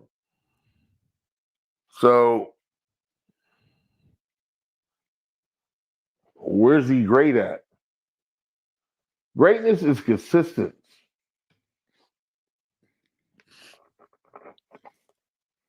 Rick James didn't have "Give It to Me, Baby," and that's it. He had teardrops. He created. Let's say this, man. I see you guys. Listen, bro. Listen. Take care of your health, brothers. Health is wealth. All right, health is fucking wealth, bro. Yeah, bro. This shit is horrible, dog. Horrible. This nigga here, bro. Again, I know his heart. This nigga heart, bro, is just can't wait to quit.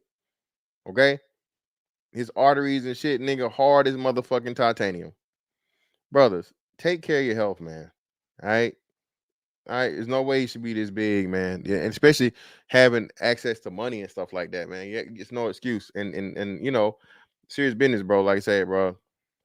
Make sure you get your sleep too, bro. They're saying this shit now where, you know, especially shout out to my third shift brothers, my midnight shift, graveyard shift brothers, man.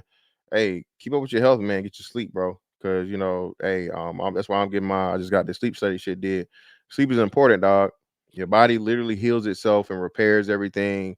Your longest time of autophagy is through the night when you're sleeping. That's when your body does all the healing. does all the stuff it needs to do because you're resting. You're not trying to process no food. You're not up moving around. And sleep is that for a reason, man. So make sure you're getting your rest. Take care of yourself. He brought forth Tina Marie, the great Tina Marie. What great has he done since Pimpin' Chronicles? That stand-up is just one part of the and he got stand-up, TV, movies. That's a complete artist. Well, he's done all those things. Right. He did stand up. Like I said, he got 3 classics, maybe 4. He's been on plenty of TV shows. He's been on Atlanta. He's been on Boondocks. Both of those. Married with my wife and kids. My wife and kids. So like I said, he did the thing. He hasn't had his own show, but again, he didn't even have his own show. And then what was the other thing he said? Movies. And again, the movies he was in from Friday to the church first Sunday. What was it? To Norbit. I hated that movie, but his part was him and Mike Epps was the most enjoyable. Yeah, he was hilarious in everything he's ever been in. So what are we talking about here? But again, this is what happens when unsuccessful niggas try to fucking, assess niggas more successful than them. All right. It's really trying to poke holes in they shit. You know what I'm saying? Really, you always gotta listen, man. Yeah, and even Wildin' Out. Shout out to niggas be funny on Wildin' Out. Yep. You know what I'm saying? So yeah, man. Listen, you gotta pay attention of who is critiquing who.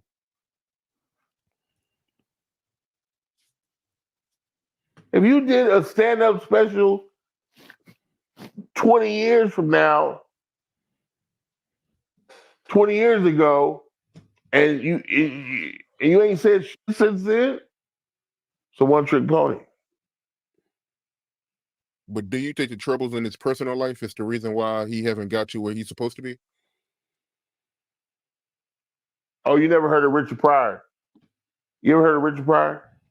Yeah, of course, yeah. He lit himself on fire.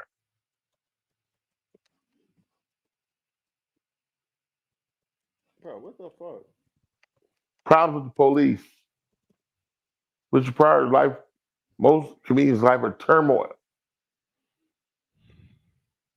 That's what it is. But the difference is he takes it on stage. I got high over that vodka and cocaine, and I shot my car.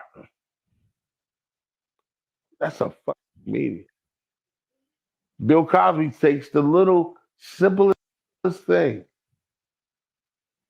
and it's just brilliant. Yo, that's what it is. Fantastic. He high on crack right now. You smoke crack, don't you? Hey, listen, nigga on something, man. He's talking slow as shit. This nigga ain't. He need to dump that cigar off. Yeah, man. Yo, he's smoking woos in that cigar, son. He's smoking woos in that shit, man. He just told you he smoked crack. That's what it is. That's crazy. Conversation over. Get them ooh-wees. Ooh-wee. You smoke crack, don't you? What's up with you, Josh? Go ahead, Josh.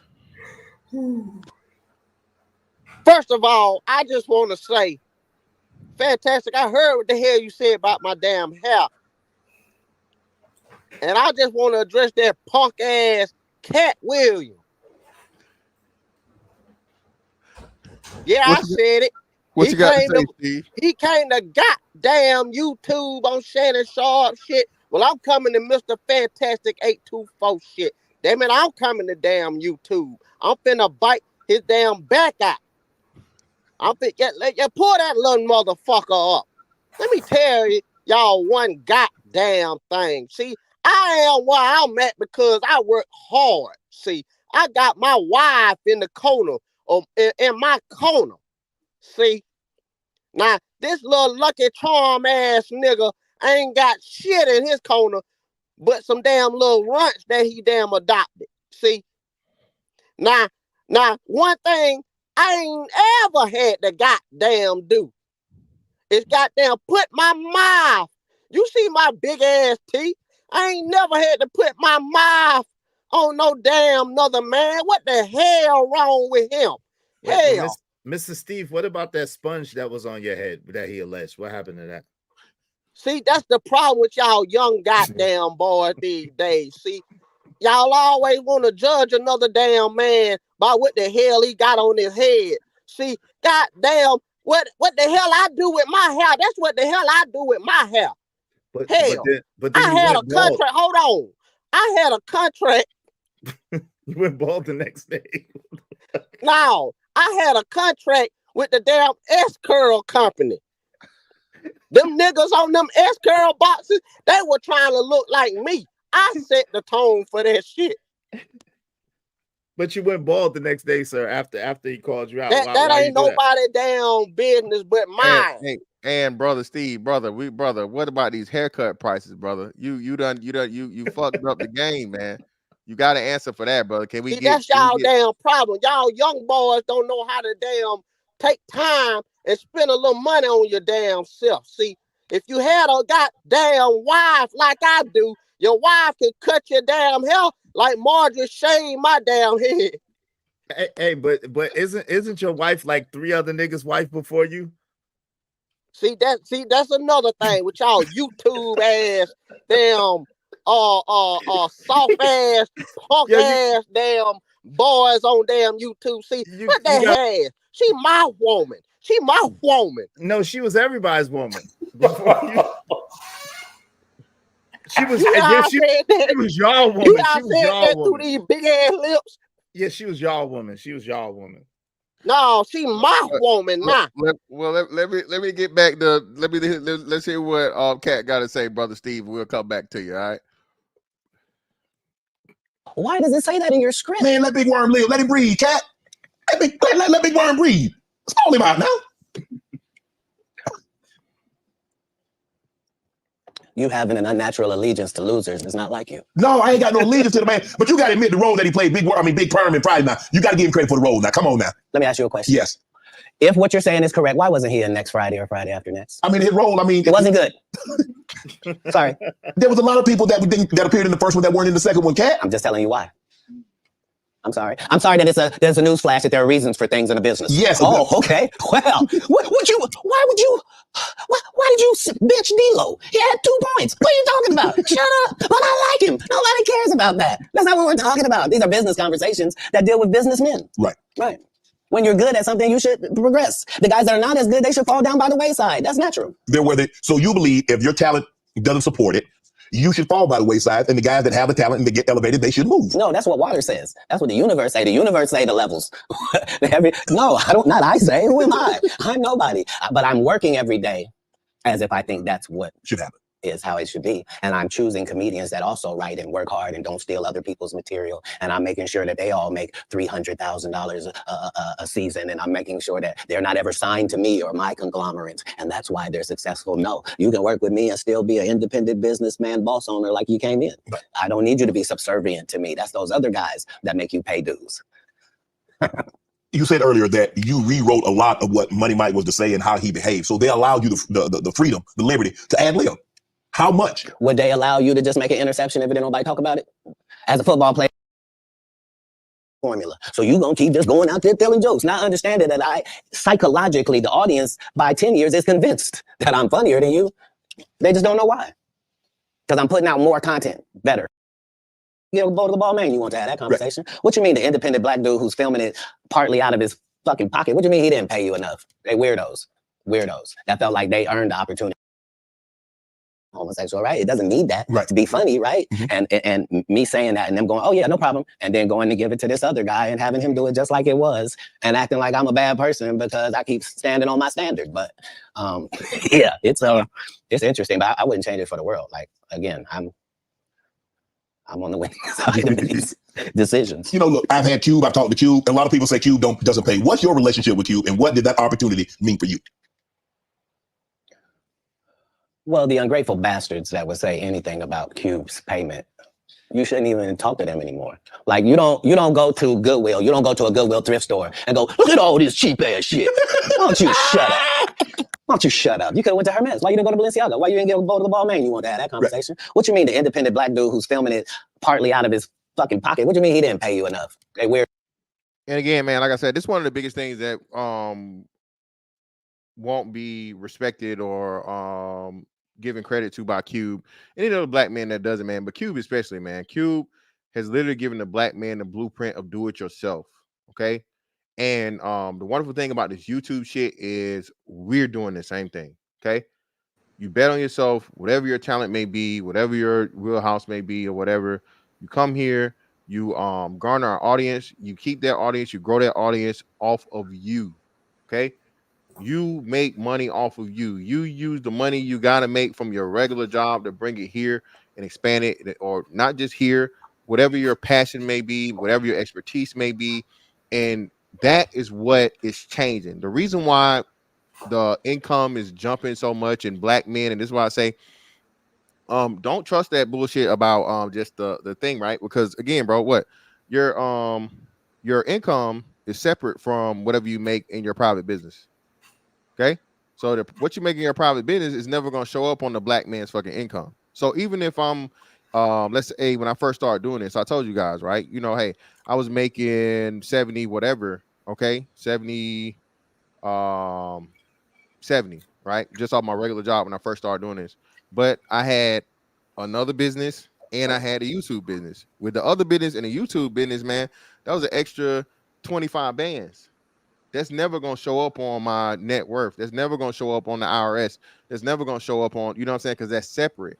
You feel what I'm saying? That's separate stuff because that's under my fucking LLC. That's under my business. So again, man, start learning that and understanding that and using it to your advantage. This is why I don't follow that rhetoric about, you know, black women are catching up, black women are catching up, black women are catching up.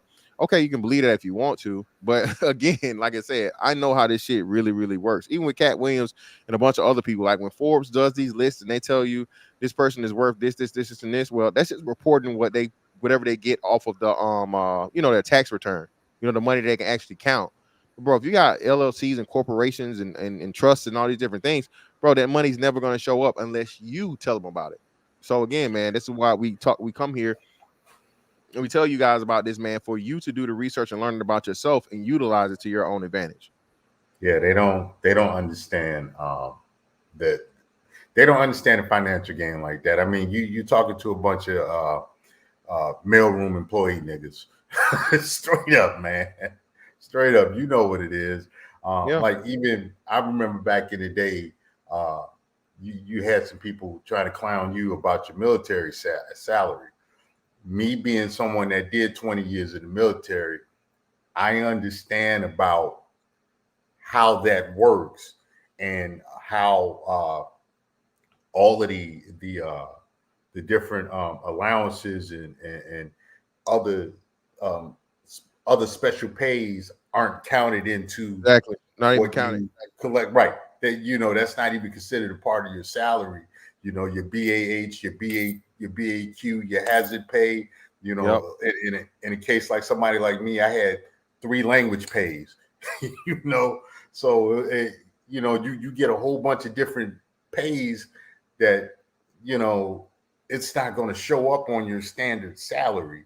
And then you know, just even on the business side, they don't understand how that works. They don't understand how net worth versus, you know, liquid assets and different things. They don't understand financial terminology.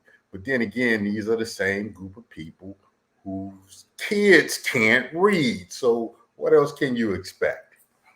Yeah, and then ultimately, like I say, it's just something again, ain't, can't, don't, want. You niggas broke, you niggas dusty, you niggas crusty, you niggas don't have this, you niggas don't have that. And again, just another thing, just to, you know, keep the nigga in his place, right? So yeah. That's the big thing about that. Weirdos that felt like they earned the opportunity because they were big. No, I understood. That ain't no $200 million movie. Well, I mean, how much did you expect you was gonna make? Well, I made enough to get them teeth fixed just like you did. Yeah. So I it was no harm, no foul. I knew that I was gonna go from there, and there was no. They were gonna turn it back for Katt Williams. Well, here's the thing. I wrote it. What I'm saying if I did it and I did a good job at it, you can thank me. I was involved. Right. I'm not gonna come later on and tell you I never even read the whole script. So how you know what roles? What do you mean you never read it? like these guys' whole job is to present something, unfortunately. And I'm just not a presenter. If you ask me a question, I'm just gonna tell you the truth of how it went. Would you be willing to do another Friday? Cube already asked me to write it. I was supposed to have been writing it. This is what these guys are mad about. Like, we lost some great people before this movie could come out regardless. Right. And so, yes, there desperately needs to be one. But we miss John Witherspoon in a way that can't really be quantified, if I'm being honest with you.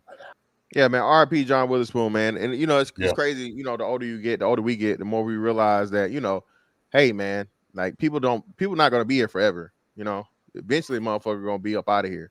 And John Witherspoon was, I think he was like, what? I know he's at least 70, if not 80. You know, he was an older like guy. 76 or 77 when he passed. Okay, yeah. So, like, you know, pioneer comedy, man. A guy that been doing this for years and years and years and years and years. And been a part of, you know, a lot of early 90s stuff. You know, they had the Williams Brothers show. He was just a great accessory guy. You know, hell, he was even in it wasn't Big Pimpin'. What was that Jay-Z video he was in? I Just Want to Love You. That's what he was in the I Just Want to Love You video for the beginning of the Jay-Z joint or whatever.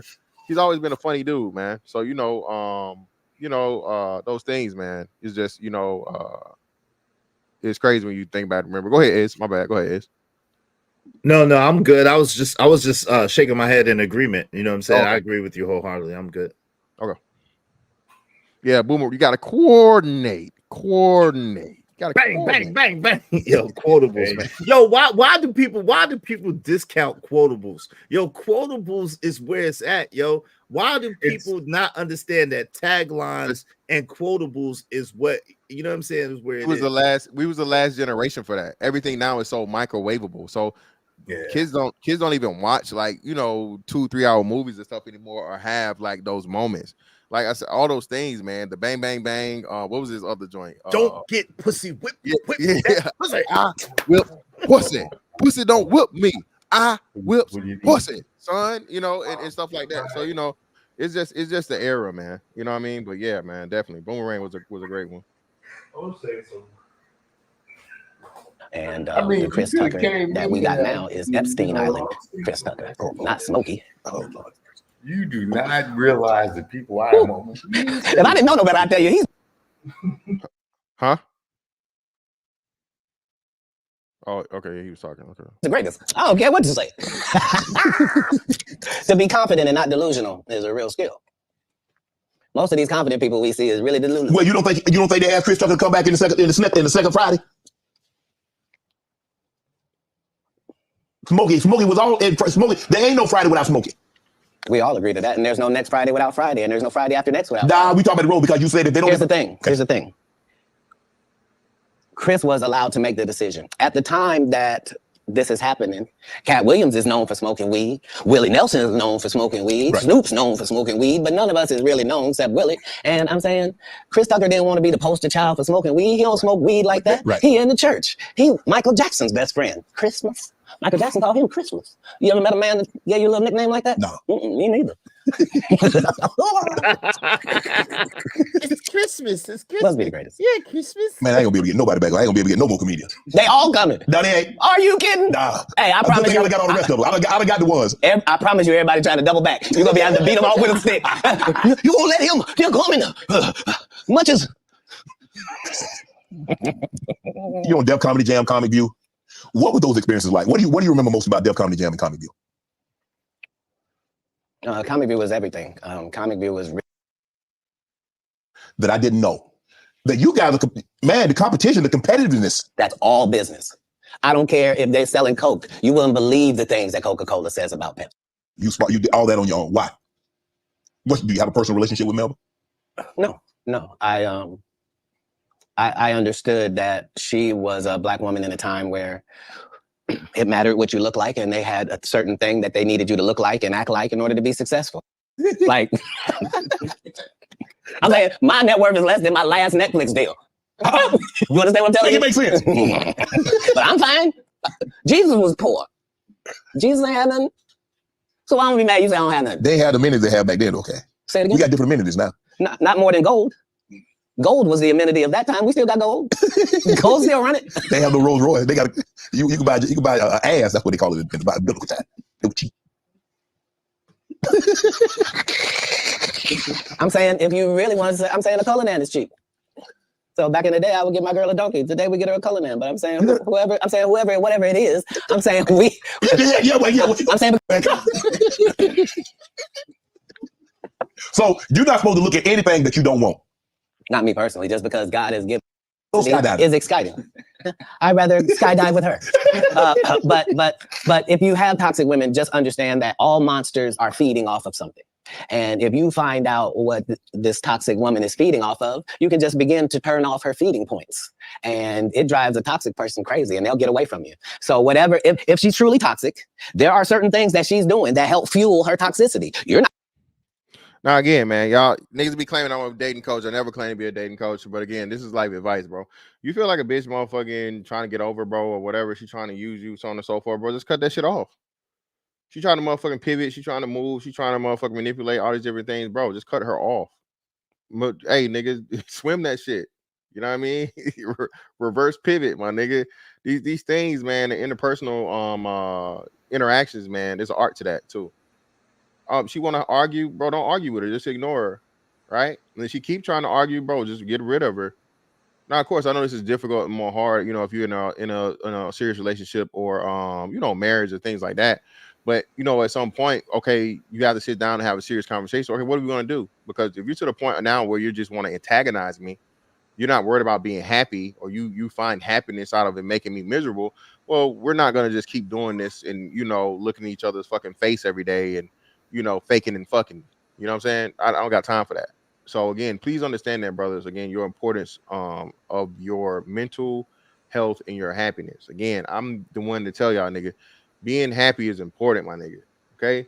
Far too long, niggas been satisfied with just living life and working hard and providing and protecting and dying. Nah, nigga, I'm not doing that. Okay? I'm too good for that shit. I put in too much motherfucking hard work. I made all the right decisions for the right reasons.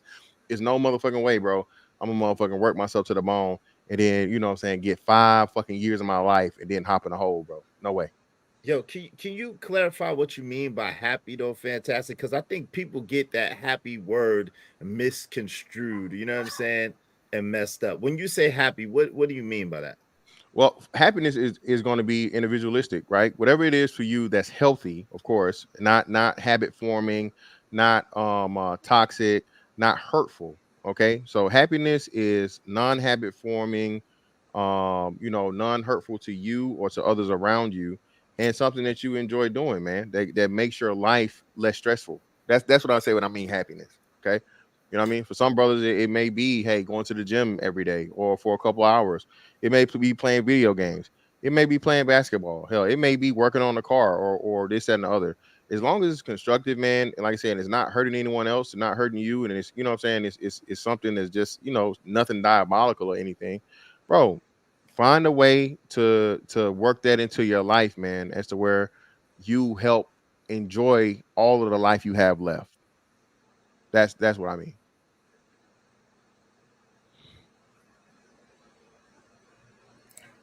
Lauren, my friend told me she got used by a man for $600. Damn, she paying your friend. Tell your friend to holler at me. She paying $600 for that dick, Lauren. I mean, hey. That's kind of low. You should charge her a little bit more though. Hey. Yeah. How your friend fine? You got a fine friend? What's going on here? You know what I'm saying? Because hey, Lauren, you know how we get down over here, baby. Don't let every man hit the bottom of your vagina, the root of your vagina. But they don't know about the bottom. They don't know about the bottom. Yeah. You know how we getting down over here, baby. You know how we get down over here, Lauren. Tell your friend, holler at me. Hey, look. I want problems always. I don't want. That's how I look at it. Huh? That's how I look at it. This is Mortal Kombat or some shit? What the hell is this? Is this African Mortal Kombat? Hey, I'm telling you, Nollywood, you know how you turned me on how you tapped me into Twitter? Hey, Nollywood got some crazy stuff you can make drops out of, man. Yeah, that's wild, man. She said he didn't have bring me all the smoke. I ain't got nothing else to do. I'm retired. Of course, man. Shout out to that, man. Yeah. Not noticing it, but it's what it is. Why do you think she watches murder mysteries before she goes to sleep? Why is it always a crime drama playing? And turn it off. Turn it to cartoons. No, you don't get to. What's she listening to? You need to be listening to Sexy Red. You're broke.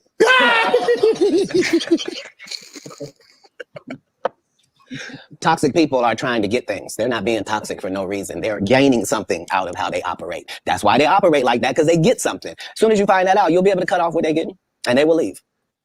Yeah. You were married once. Never. You weren't married? Never in life. So would you have a cohabitation agreement? Never. How? How can I be a single parent and be married? You know, there are people that like were married and then they get divorced. And Say it again? You were robbed once, correct? No, I never. You didn't get robbed. You didn't get approached by government, tried to get robbed. They didn't take anything. I wasn't even the target. I wasn't even who they were talking to, and not because I say that. Because if you look at what time period it is, I'm not even making $5,000 a year. So robbing me wasn't the answer. This is before Oklahoma. You talking about a terrible. They saw me walk down Market Street with the babies I'm raising, like they understood. Let me ask you a question. When you go to these cities to tour, do you make a habit of getting out? That's how I built my reputation. That's also how I ended up in jail 19 times. Because when I come to do a show, I'm really in your city. So whatever the strip club is, I'm there. Whatever the top bar is, I was there drinking. I was over there. You got a casino? I was at it. Like, what is it? Huh? Because I'm in your city. Right. This is how I'm learning your city, so that when I Spike Lee, the director, because that was the biggest thing I could do. They immediately gave Spike to Gerard Carmichael and had him do his special too at the Comedy Store, and just to undermine, like, but I if there's one thing you can take away from me as a person, whether you like me or you don't, if you take this from me, you will be a better person. If you decide today that you're going to live every day like it's your last for real, which means have a conversation with yourself every night that, okay, that was it. May not be no more after that. And really count yourself every day like this could have been it. All right, before I go to bed, this could be it. All right, how's that looking? If you can do that, it'll change your life.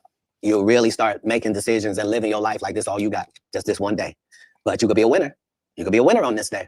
It's just work ethic. And not the work ethic they talk about. They tell you work ethic where they do all these movies. I'm the hardest working man. Well, no, everybody goes to work every day. Bro. Right. Yeah. I'm saying, I go to work all the time. Everybody who works goes to work every day. Shut up. Shut up. You get, what? You think I respect you more than my gardener? I don't. He work every day. Rain or shine. I don't know if you saw this, but Taraji P. Henson got extremely emotional the other day. She was giving an interview. Yes. And saying that they're vastly underpaid, and say the math is not mathing. They get X amount of dollars by the time Uncle Sam get his cut, by the time the agency get their cut, and what you see they were supposed to get is a fraction of that. Where do you come down on that, Katt? It was the saddest thing ever, because imagine being in your genre, in your sub niche, whatever it is. Imagine being in your lane. Imagine being one of the very top of your lane, that to the point where if they don't take you for the role, there's not 3 black actresses that they can say are bigger than you that we're gonna give. Now again, man, this is one of Katt's flaws. Again, Katt is a fucking woman worshiper. Okay, he's a woman worshiper. Yeah. All right. Now this Taraji P. Henson shit. I saw this happen or whatever. Because I guess he was talking about this during the Color Purple promo. I wanted to stay away from this Color Purple shit because I already knew it was gonna be trash. I had somebody already tell me it was trash. Right, a woman told me it was trash. But listen. When you look at it, man, Taraji P. Henson has always been a supporting actress. Okay, at the time she was the leading actress. I think it was, what was the movie about the NASA thing or whatever? Hidden Figures. Yeah, Hidden Figures. And then she had some fake ass action movie that was horrible and it flopped. Well, she was the lead, and I Could Do a Battle by Myself with Tyler Perry's movie too. Yeah, Tyler. But that's what I'm saying. Tyler Perry. You know. Yeah, and Tyler Perry. That was like early Tyler Perry, right? That's one of his first movies he made. Nah, that was like mid. That was like mid Tyler Perry. Mid? Yeah. Well, either way, it was Tyler Perry. Okay. So again, Tyler Perry had a niche market. Niggas, white folks weren't going to see that shit. Oh, she had Proud Mary. She had Proud Mary too. Who did that? She had that. That's what I was saying. That was the action movie, right? That was the action. Yeah, wow. That was the action movie. So, man, when you got the chance to be the lead person, it flopped. Well, you're a great supporting actress. It's on the sofa, but you are not Halle Berry. You are not what's her name? I always forget her name. Angela Bassett. Yeah, you're not Angela Bassett. You're not. She ain't even damn. What's that chick name? The funny looking chick. She ain't even. What's the dark skinned funny looking chick name? Played in Woman King. What's her name? Viola Davis. She ain't even Viola Davis. You're not those women, man. So again, Taraji is just trying to, she's trying to pull a Chris Paul and get her max payout, before she retires. Yeah, you know what? Get as much money she can get. CP3. Yeah, with people like Taraji, I like Taraji P. Henson. She reminds me of broads I used to knock before I met my wife. So I like her, but what I understand about her and other people I know in the entertainment field is that her time hasn't come yet. She's working up to it, but her time hasn't come yet. And I think she's getting impatient. And, then too, there's this push of equality of outcomes that women are pushing. And it's like, they want the equality of outcomes when it comes to them. They don't give a shit about the equality of outcomes when it comes to men. And this is the same thing with the WNBA chicks, women in certain other fields that are pretty much dictated by the market. They want the big payout now, and it's like, it's not your time yet. Like you say, she's not an Angela Bassett. She's not a Viola Davis. It's not there for it yet. I mean, if she keeps going, yeah, it'll happen, but it's not there for it yet. And even you can argue the same thing really about like Katt in some respects, is that if he's looking for a mainstream payout, it's not there for him yet. I don't think it's ever going to be there. No, I think he's talking there. It's never going to be there for him nor her. Yeah, because he's not a mainstream guy. Yeah, they're never going to be the main character of a big blockbuster or anything, but they can be a great supporting character. So she's getting paid a fair rate. That's not even his lane. And I really, with Taraji, that's not her lane. It's really not her lane either. And it's like, some people got to accept, hey, I'm not going to go the mainstream way. I mean, you look at what we're doing on YouTube.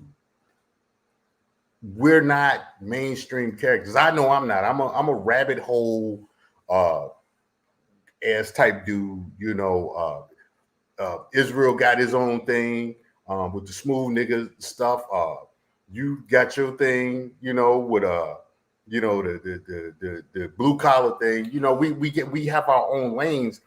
But it's not the fresh and fit lane. It's not the it's not the Tommy Sotomayor lane. It's not some of the other guys we know. So it's not going to happen for us that way. And for people like Katt, like Taraji, like certain other people, like a Corey Holcomb, we're not going to get the success in the standard way. We may never get that level of success we would like to see. One of the greatest comedians that ever lived within the last 30, 40 years, in my opinion, is Patrice O'Neal. Patrice O'Neal, rest in peace. He's a legend, but he never got it in that mainstream way. I mean, it just, that's how the cards fall for some of us. It is what it is. But man, you could really eke out a really nice living, a really nice chunk of change for yourself. Yeah. If you just like Fantastic was saying, just stay true to yourself and be you know what I'm saying, and be confident in whatever you're doing. Yeah. You can still eke out a nice little chunk of change and a nice lane for yourself. You don't have to be. That's the beautiful thing about direct to consumer. You don't have to be mainstream. You know what I'm saying? You eke out a nice little wave. You good. Once you get your niche, once you get your niche, once you get your you get that loyal following. Everything that comes behind that is just cake. It's icing on the cake, and that's you can, like you say, you can make a cool living, man. You can do decent. You don't have to be an insanely rich multi-millionaire, billionaire type person. if you can take care of yourself and the people that you care for, and you can buy yourself some nice things, man, that's cool too. Yeah, let me shout out to Devin, who's coming a new member. Greatly appreciate you, brother. Shout out to GA in the building, man. And let me see. Y'all got it, man. I gotta go check on something real quick. I'll be right back. Shout out to my guy KP. KC, what's up, man? What's up, KP? What's up with y'all, man? What's good, fam? How you doing, man? What up, KP? What's up, guys? What's up, man? The thing is, man, these people don't want to branch off to do what they need to do for themselves. They wait for somebody else to do it for them. Yes. And if you look at it, if you go look up old girl from Why Did I Get Married, she's directing a bunch of stuff now. Talking about Tasha Smith? Yeah, and if you look up Taraji Henson, she's never directed nothing that I know of at all these years. Look, you look at a Shonda Rhimes. Yeah, you got to do other stuff, man. You can't put yourself in a box and then wait for somebody to feed you and then ask why they ain't feeding you. It don't work like that, bro. It doesn't work like that. To add to what you said, you look at like a Shonda Rhimes. Shonda Rhimes, she found a market, like with Scandal. She found a market that was untapped, and that's the divested daydreams. And she came up with Bridgerton and all of the stuff connected with Bridgerton after Scandal and stuff. And she's doing numbers. She's a genius. I'm like, I wish it was me that came up with that. She's a genius. But when you find your lane and you're not afraid to jump out there, man, you're not afraid to fail. Her lane is easy. Yeah. All she has to do, because old girl is out the way. She just had a head-to-head with her when they was making this movie, right? Old girl is old. She old news. Nobody has took that space in the vacuum that she has. Yeah. Now, she's sitting here telling us she's the best. Okay, in order to be that, you got to produce something. Yeah. You see what I'm saying? You can't be Cookie. You can't be Whoop That Trick and all these. These cannot be your only roles, bro. It has to be a range to this.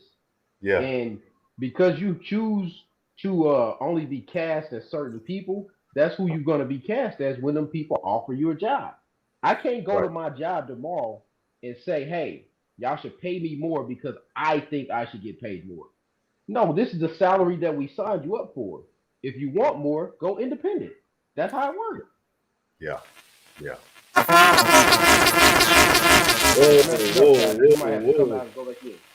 Okay. Yeah, your mic, bro. LSD. Yo, your mic just sounds crazy, bro. Whoa.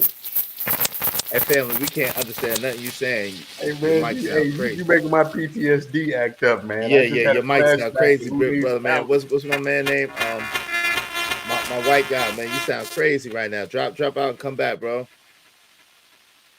Hey, he just gave me. I forgot my man name. Damn. That's Savage. Okay. That's Savage. Okay, Savage. Hey, he gave me a flashback back to Iraq, man. Oh Lord, yeah, don't be having my man snap out over here, man. You gonna snap out, man. What you doing, man? Let me say this one damn time before I get ready to go. Cause Marge in there, she want me to come to bed and shit. But now I just want to say that punk ass nigga, he damn hating on me. And the position that I'm in, and talking about we all got light-skinned wives, and that motherfucker just mad as hell, because he don't meet the height requirement for a light-skinned half-breed, like the rest of us is, see? But that's all I got to say. If I see his little ass, then it's on sight. I'm going to bite a chunk out of his ass. Pause. Like y'all young niggas say. And on my Steve, you doing it like that? You biting chunks out, nigga? What the? Right. What's KP, happening? KP, you see these damn teeth in my mouth?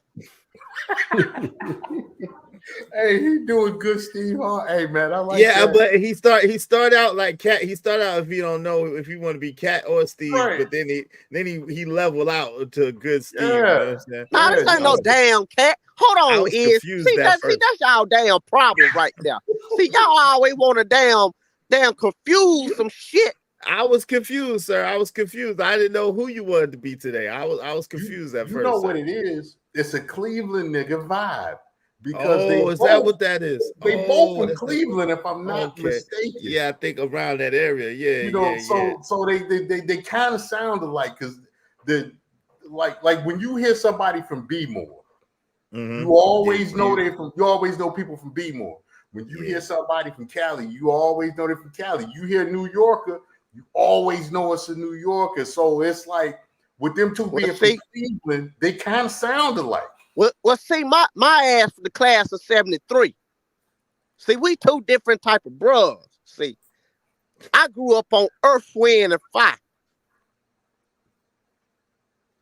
I don't know what the hell he grew up on. See, I grew up when a time where men were men. We enjoyed love. We enjoyed taking women out on dates and stuff. Excuse me, boo-boo. Did you call for me to come in here today? I got something for your ass now. What are you talking about? What are you talking about? Where was that unit that you had on your head? I make you take the damn unit off, man. See, now, Cat, see, now, that ain't none of your damn business, see. See, sir, you have never been funny. You have never. No, your been ass funny. ain't never been funny. I sold out the Kings of Comedy Tour. See the movie, we went sir? all across down the country. Wait, sir, the Kings of Comedy Tour. The pimp in the movie, sir. Pimpin'. I was that guy. Damon, I'm a boy. You seen the movie? You know what it is, sir. I ain't never seen a last damn pimp. All the pimps back in the day, the black exploitation, Dolomite, Huggy Bear, hell, damn. See, that's the problem, sir. You're too damn old, sir. You still got a mustache. Are you a corn star? Are you, sir? I don't know what you're doing. Listen, sir. I have 14 comedy specials. I get it in. You understand? And you are just a hater. You are a hater, and you are a gatekeeper. So hold on, real quick. See, hold on, real quick. See, that's your damn problem right there. You still stuck in the damn gutter. I ain't gotta do that shit no more. See, I can goddamn do a game show that come on damn half the day, and then I can turn around and damn do a talk show where I just talk to nothing but damn women all damn day. See, I got range. You talk so damn much about range. I got damn got range. There, boo-boo. I'm Steve. That's the problem there, boo-boo. I'm telling you. Now you have got he called him too boo-boo. much going on. You know what I'm saying? I'm gonna need for you to go somewhere and sit down and get a plate, okay? Yeah. How many damn Steve Harveys is in the audience here? Y'all niggas are turn my shit into the motherfucking Kings of Comedy fucking 37. What's going on here? Right, it's the battle of the Cleveland niggas. Nah, I'm tired of wait, who up here from Cleveland? Cause hell nah, like everybody be talking a bunch of trash about Cleveland. I'm from Cleveland. Mr. Fantastic. You should be happy. All right, me We got too, bro. Katt Williams and Steve Harvey. I don't know what happened to his unit, but he ain't did a comedy special since. I done retired this nigga. I sent him the Family Feud. I mean, what more does he want from me? Indeed, man. He wants you to think like a man. What's who we got? KP was in before I left. It is what it is. What's up, brother? What you got? I mean, we all kind of saw it. Like it was really a long time coming. Cause like I feel like he was going to college out there, O State, and I don't know if you cutting out. Yeah, you phasing out, bro. Yeah, you gone, bro. And it passed us like 3 times, slowing down, whatever. So we pull up at the truck stop, and I see Katt Williams get out the car.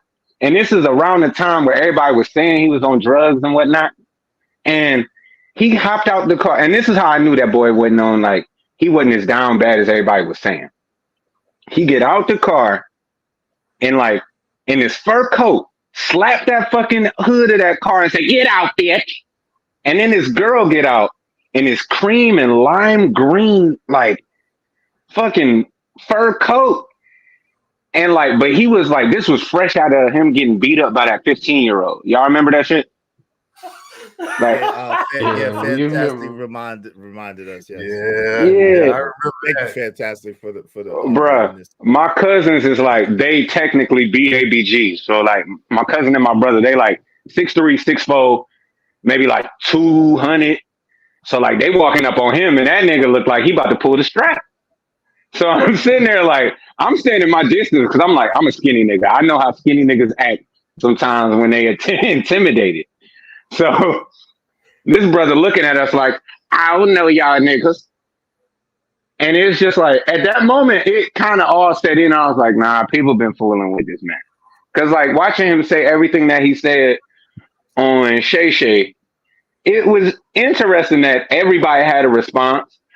And nobody said that, you know, like kind of tried to refute anything that he had to say. And it's getting a little crazy watching niggas stand up, like be pulled from sitcom television. Like, I used to love Mr. Cooper as a little dude. Like, I didn't know what happened to him. He just kind of disappeared. I'm guessing Steve Harvey did that to him.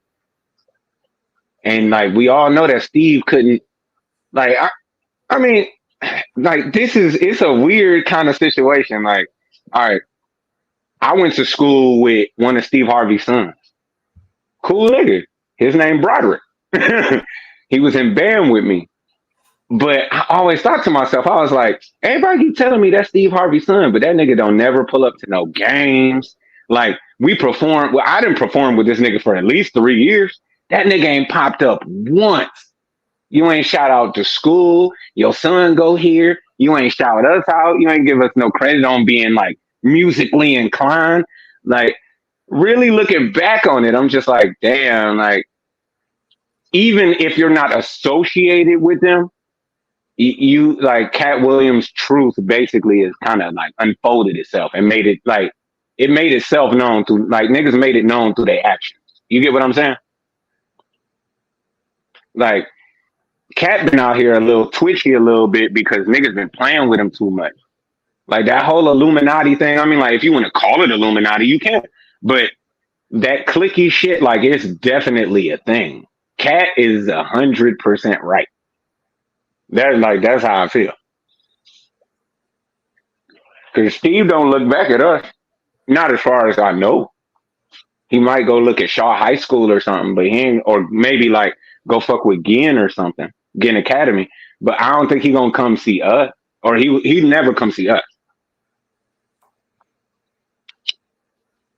Us as in who? Like Cincinnati? No, I'm in Cleveland, so I went to Cleveland Heights High School. Oh, okay, cool. With his son, with Steve Harvey's son. Oh, like he was a grade ahead of me. What's his name? Steve, not Katt. No, I'm kind of talking about both, because it's like Steve's actions, from what, like, the lack of me seeing him kind of added validity to some of Katt's statements. Like him talking about like family matters regarding Steve. I'm like, I mean, shit, if you gonna lay down with a female or something and do all that, like, I ain't surprised that you're gonna do the rest of the shit. You know what I'm saying? Mm-hmm. It's just like, to a degree, like, I mean, like, it's just like, you know what the fuck nigga look like. Like, eventually, like, word gonna spread, everybody gonna figure out who you is. But it's just like, Katt definitely ain't lying, because it's like, the nigga ain't put on no dress. Everybody sat there and got mad at him, like, for mentioning it. Dave didn't get the same type of criticism, which I really think is bullshit, even though I love Dave Chappelle. But Katt is like, Dave is suburban school, like, Dave is suburb safe, but hood adjacent. And Steve just had a goal to be on bullshit from jump, because maybe he probably couldn't be that versatile. Like, I can't remember a movie I've seen Steve Harvey in. not once in my life. Like I can't really think of a Steve Harvey movie a movie I've seen him in. Yeah, I can't. That movie, I can't remember either. But let me. Yeah. Speaking of which, here we go. Here go. Ricky Smiley pretty much admitting that Katt Williams was right.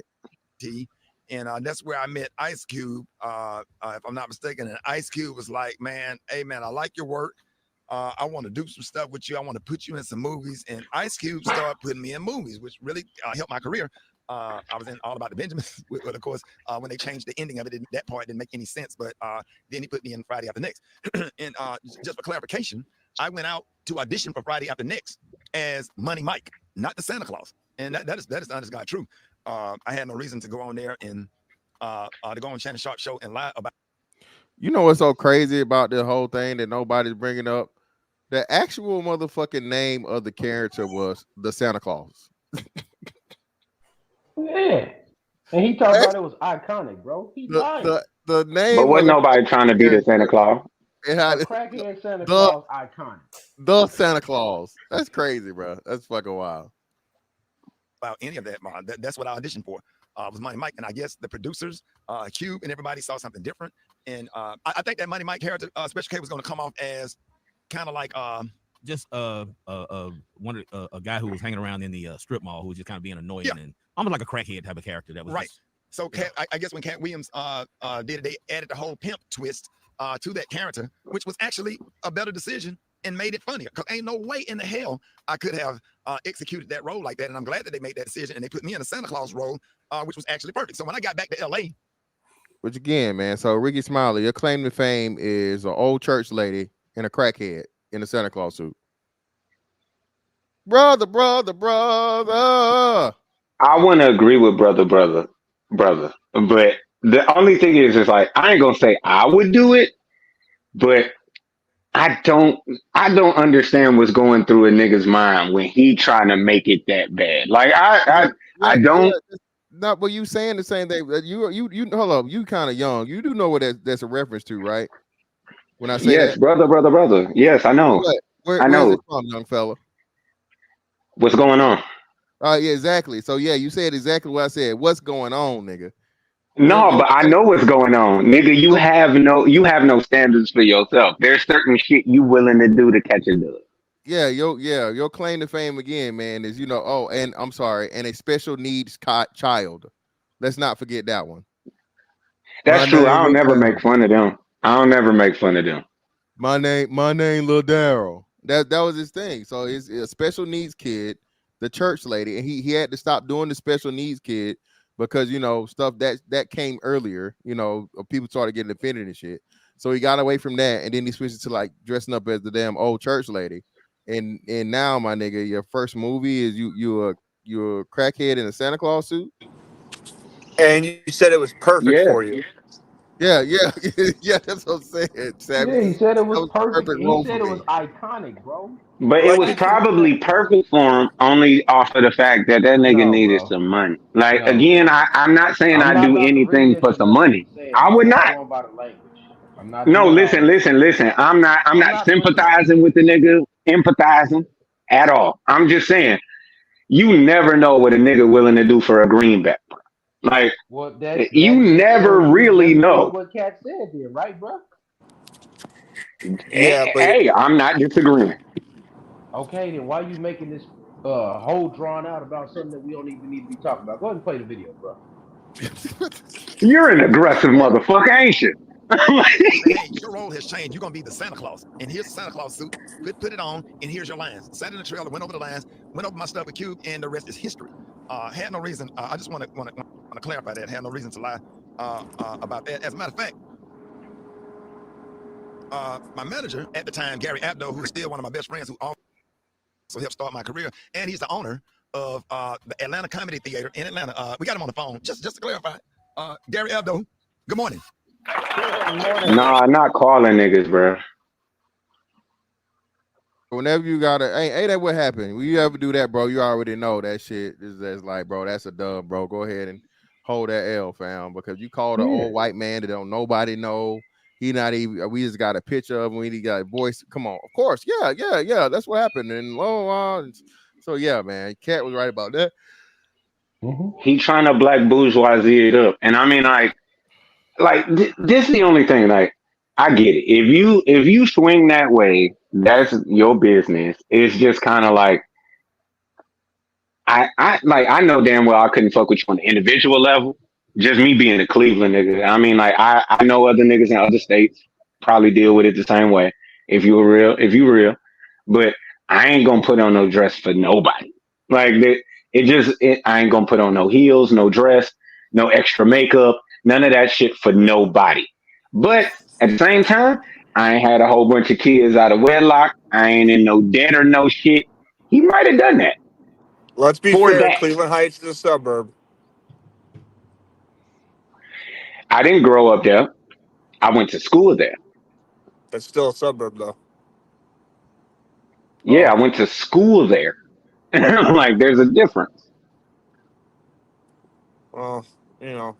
Like, you School on ain't you 50. ain't never heard about people changing addresses? I have, but I know a school on 55th is a lot different than a school in Cleveland Heights. I wish I would have went to school with them motherfuckers. I wouldn't have went to college. I got to thank my grandma. Hey man, look, man, I sent you that link in the back of that short of Ricky and them talking about how they push those agendas, and that goes back to what Kat was saying. Ricky, DL, Steve, y'all got radio stations. That's why they keep the community in a certain light. They push a certain message to them. They keep them on that hustle, and that hustle works. And that's why when people is hearing this truth by Katt Williams, a lot of people is rejecting it, or they want to go back and not even deal with the things that he laid out as fact, his character, versus attacking his arguments, which is what they do to us every day on this platform, all the But I time. never had to ask that man about any of that shit when I met him. I could tell that he was being fucked with when I met him. Like, it was just like I stood back. Like, like when you meet a dude and you can tell he a little shaky because he probably got some type of shit that he going through that might have been up the way or down the way. But it ain't got nothing to do with you. He just seen you. And it was like my cousin and my brother, they like 5, 6 years younger than me. So they run up on him like, he a superhero. Like, hey cat, da da da, what's up, baby? And that nigga was looking at us like we was that 15-year-old who beat his ass. I was like, that nigga ain't lying. Niggas playing with that boy for real. And now he finally got his opportunity. Like, his shit rounded out in a nice way for him to be able to lay the cards out on the table. And now everybody's silent. Like, I'm really confused as to why. Like, come on, y'all. Like, if y'all are who y'all say y'all is, y'all might as well just stand on that shit. Tell that nigga that he lying, and then see what comes next.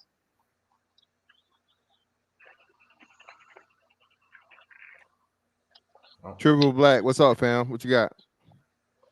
What's going on? But I thought a lot of this stuff that he was talking was kind of open secrets about, like Ricky Smiley and Steve Harvey, and like how they're all connected. They're like the black bourgeoisie. Like, I thought that shit was all already out in the open. Like, we already knew that they were a team. They kind of looked out for each other and stuff like that. And it was like you had to kind of rites of It depends on passage the and stuff network. like that. Yeah. Huh? Yeah, like you had to be in the network. Yeah. Yeah, it's been there. Yeah. Like Bob So, Johnson. I all mean, right, let me he's ask this part of that. question. All right, so with the whole thing that Steve did Let him with get it Bernie. out, man. He didn't get his thought out, Oh, bro. Let him get his oh, thought my out. apologies. I No, didn't hear nothing. I'm talking about That like might be on BET. my end, but I ain't hear nothing. No, I'm talking about like BET. Like, the leader of BET used to be Bob Johnson. He's part of all that shit. Like, the time joiners and all that type of shit. I thought that shit was already out in the open. So I don't know how big of a revelation that he's talking, like that he actually. I mean, maybe he was front and center. Maybe he's one of the first people that would actually say it. But I thought these were open secrets.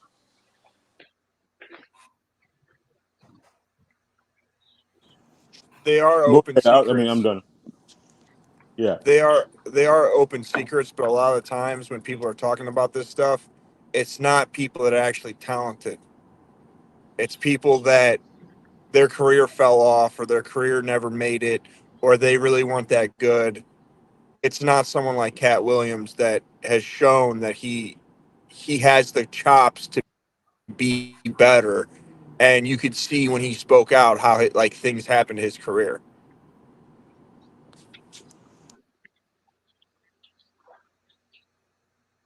Rilla, what up? Yo, what's the word, good brother? You got it, fam. What's going on?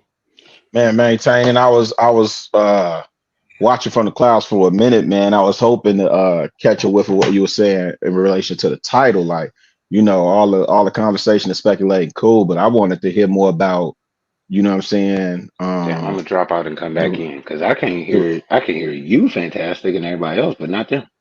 Okay, cool. Go ahead, Rilla. the real winner was Shannon Sharp, man. Yeah. like the whole time. And I caught your title. I was like, man, sit up there, man. The man that did 17 mil on the numbers, right? It did when he go live with what's the name at night? They do the nightcap. 55K last Ocho. night. Man, like that's the real winner. And he's still checking a bag out of Stephen A. Smith on First Take. Yeah. So that's the real conversation. I don't really care about no Kevin Hart, Katt Williams, none of that. That's what I wanted to hear y'all build on, fam. I touched on that earlier, and that's what I'm saying. Okay. Man, more black men got to understand and realize the opportunities and how marketable you are, bro. Again, Shannon Sharpe himself, bro, whether it be him talking about sports, which again, he's proven that's his wheelhouse or whatever, but just him to have the platform and be able to, like I said, and brothers brought it up. I know it's sponsored or whatever, but even without that sponsorship, bro, they're not doing that with how many other people got that? Okay. Like what Tim Pool has a whole team of people that he does similar numbers to. Okay. If you guys aren't aware who Tim Pool is another one of these people that let me know that's just like, bro, TV is dead. CNN cannot compete. CNN, Fox, MSNBC. Tim Pool is advice. Yeah. Yeah, none of these people can compete with the metrics of like YouTube, Twitch, and Rumble and all these other platforms or whatever when it comes to, live streams and whatever. People would rather watch those people, like real people they can relate to versus, bullshit, bias, skewed, political, whatever that's going to be on the news, right? So yeah, man.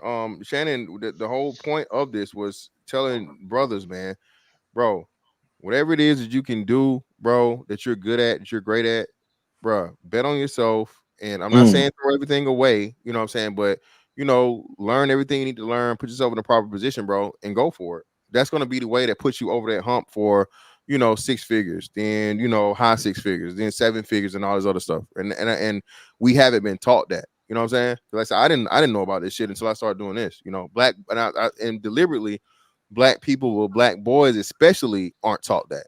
It's like, okay, hey man, you're going to the league, right? You going to the league, and then when he gets to the league, the niggas, he's in there for 5 years, then he's broke 2 years later. So he's literally reached the pinnacle, right? Be it rapper, be it ball player, be it whatever, entertainer, and then the biggest downfalls we ever seen, man, were black men. Why? Because they taking care of everybody, and nobody's taking care of them. Nobody's teaching them financial literacy. They like everybody that's coming around them is scamming them. You know what I'm saying? Yeah. So yeah, man, that was really. Hey, but fantastic. So I want to just unpack that a little bit more because you said you didn't know about, checking the bag like this or moving with the mindset that you have until you started doing YouTube. I'm assuming that's what you was alluding to. Yeah, exactly. Break that down a little bit more though. Like, what was it that you learned when you started doing YouTube? Well, when I started doing YouTube, the brother started talking about entrepreneurship and getting the LLC. I did that shit, bro. I did all that shit, bro. My brand is trademarked. So making a brand, trademarking it, doing all those different things, registered trademark or whatever for now, But doing all those things, man, so that what I mean, I'm protected, my intellectual property is protected, and I get to pay for a lot of things through business means and business terms. Learn the tax code. Learn the tax code and what's deductible, what's not deductible, all these different things, the advantages of having your own business and EINs and all those things. So just that in itself, man, expanding your knowledge for you to be able to know something that I never even know existed. Bro, I never even heard of an EIN number before 2020. You know what I'm saying? Literally nobody, I never even heard the term. So just opening my mind up to that and understanding, and then furthermore, like to reap the benefits of it, right? So then I learn about it, and I start, getting the YouTube money and my other business money and so on and so forth. And I'm seeing, oh shit, I'm, 16, 17 years behind the curve because all I've been doing is living off my regular money, you know what I'm saying? And not using it towards something that, I'm good at or something that I'm interested in or some other thing that, I could be, not just investments, but, other entrepreneurial things. So that's what I mean. No, that's what's up. Appreciate it, fam. Well, fantastic. What people don't really realize is like when you go through just normal public school, you don't really find out nothing. Like you take an economy class for one quarter of a year, and that's it. Like they don't teach you nothing. But when you end up going, They ain't got no economy classes, bro. They really actually cut the budgets for a lot of that shit. Like I was in mechanical drawing, thinking about like becoming an architect. I took one semester of that, maybe two. And then after that, it was over. I couldn't go back. Like it's really a bad situation where, okay, you live in a district where people don't want to pay the taxes for you to have them classes, but they also want you to do better in life. Right. Yeah, but they're like They most want you to bootstrap really out of the mud with no help. Yeah, but exactly. But you don't want but I'm saying there's lower levels to it. Like beforehand, I was taking mechanical drawing because I wanted to be an architect. The thing was, they pulled that from me. After that, I couldn't do it anymore. So I had to try to train myself at home the best way I could. And I'm still not an architect. I became a barber. Yeah, but it's the same just, people in the community aren't picking the classes that are getting like taken out of the budgets. Because I remember like but here they where just where I against the am. budget. Yeah, but they're not protecting them. That's the thing. They're They're stuff. against the budget. That's the only thing. Like you but don't know what they're gonna do. They don't care about what's under the budget or whatever. And most of the people that make those type of decisions are administrators. That's where the bulk of the money's spent anyway. True Administrators. that. The I'll give you that. Because at one point in time, they told us that band would be canceled. Now, I do believe that if a Steve Harvey pulled up at a high school game for his son, that shit probably would have never happened. No, that was a ploy. Yeah. They did that in a lot of areas, man. They talked about extracurricular activities, even after all these studies are done and what that does to enrich the child. That's an emotional ploy to get you to move on something. They do that all the time, man. And But like they're not it's gonna not follow even through. yeah, but it's not even one political factor or whatever. It's just gonna get people to move. Because you know what I'm saying? Like it's important because a lot of us have ties from our times in school. Even if you weren't like a great academic student, you had something I else to was. fall back on, whether it's sports or like, you know what I'm saying, like shop class or one of them joints. You know what I'm saying? Like they're not the whole public school movement is all about keeping employees, keeping subordinate employees. That's the whole thing. That's the reason why you don't learn about the tax code. Think how beneficial it would be to actually like have a tax code class. But then again, it definitely would be. But then again, that's not going to benefit you as an employer. It's actually going to make the employee be like looking left and right and weighing their options. But that's the fucked up part. Why the fuck do you not want to leave the world better after you leave? They don't care about you. That's the thing. Yeah, but your kids ain't gonna get it neither unless they in private school. It's not about you, man. Like just like I used to laugh at like, you know, the Soldier Boy types, right? For example, like in entertainment, he used to like be online complaining about why didn't they teach me this? Talking about record labels. Why would they? You know what I'm saying? Right. Like you being ignorant actually is beneficial to them. In fact, I want to sign the most record ignorant labels, people. yeah, but that no, seems more extracurricular. No, that goes across the whole board. I want to sign and I want to control the most ignorant people possible. You want to know why? Because they're going to sign whatever I put in front of them, and they're not going to question anything. Case in point, they want to come up. Yeah, but if you look at like people like Immortal Technique, I think was one of them. He actually read his stuff. Chameleonaire was another one. He actually threatened the record label that he was going to tell everybody, you know what I'm saying, like all the shady stuff they were doing to be able to, you know what I'm saying, do the audits, whatever, to actually collect his money. And you know what they did? They released him from his contract or whatever, because that was going to be more of a headache for him because he knew too much. And one of the main reasons why I came up, Fantastic. Have you seen the Pat McAfee stuff going on right now? The drama with ESPN. Pat McAfee. No, what happened? Apparently, he like Aaron Rodgers said something, making a joke or whatever in reference to the Epstein joint. Oh On yeah, his, on his it show. was Jimmy Kimmel. Yeah. Yeah, and then okay, so like a couple days later, this man he called out one of his bosses, top executive, like the number 3 dude at like ESPN. Oh wow, no, I didn't know he was on. Oh, he's on the list. No. He called him out, called him a rat or whatever. So like this whole like it just ties in with the whole like what I'm saying, knowing what your thing is and having your business straight.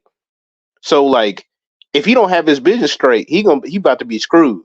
But more than likely he does, because he can still make YouTube videos, even if they say like they suspended him or fired him or whatever.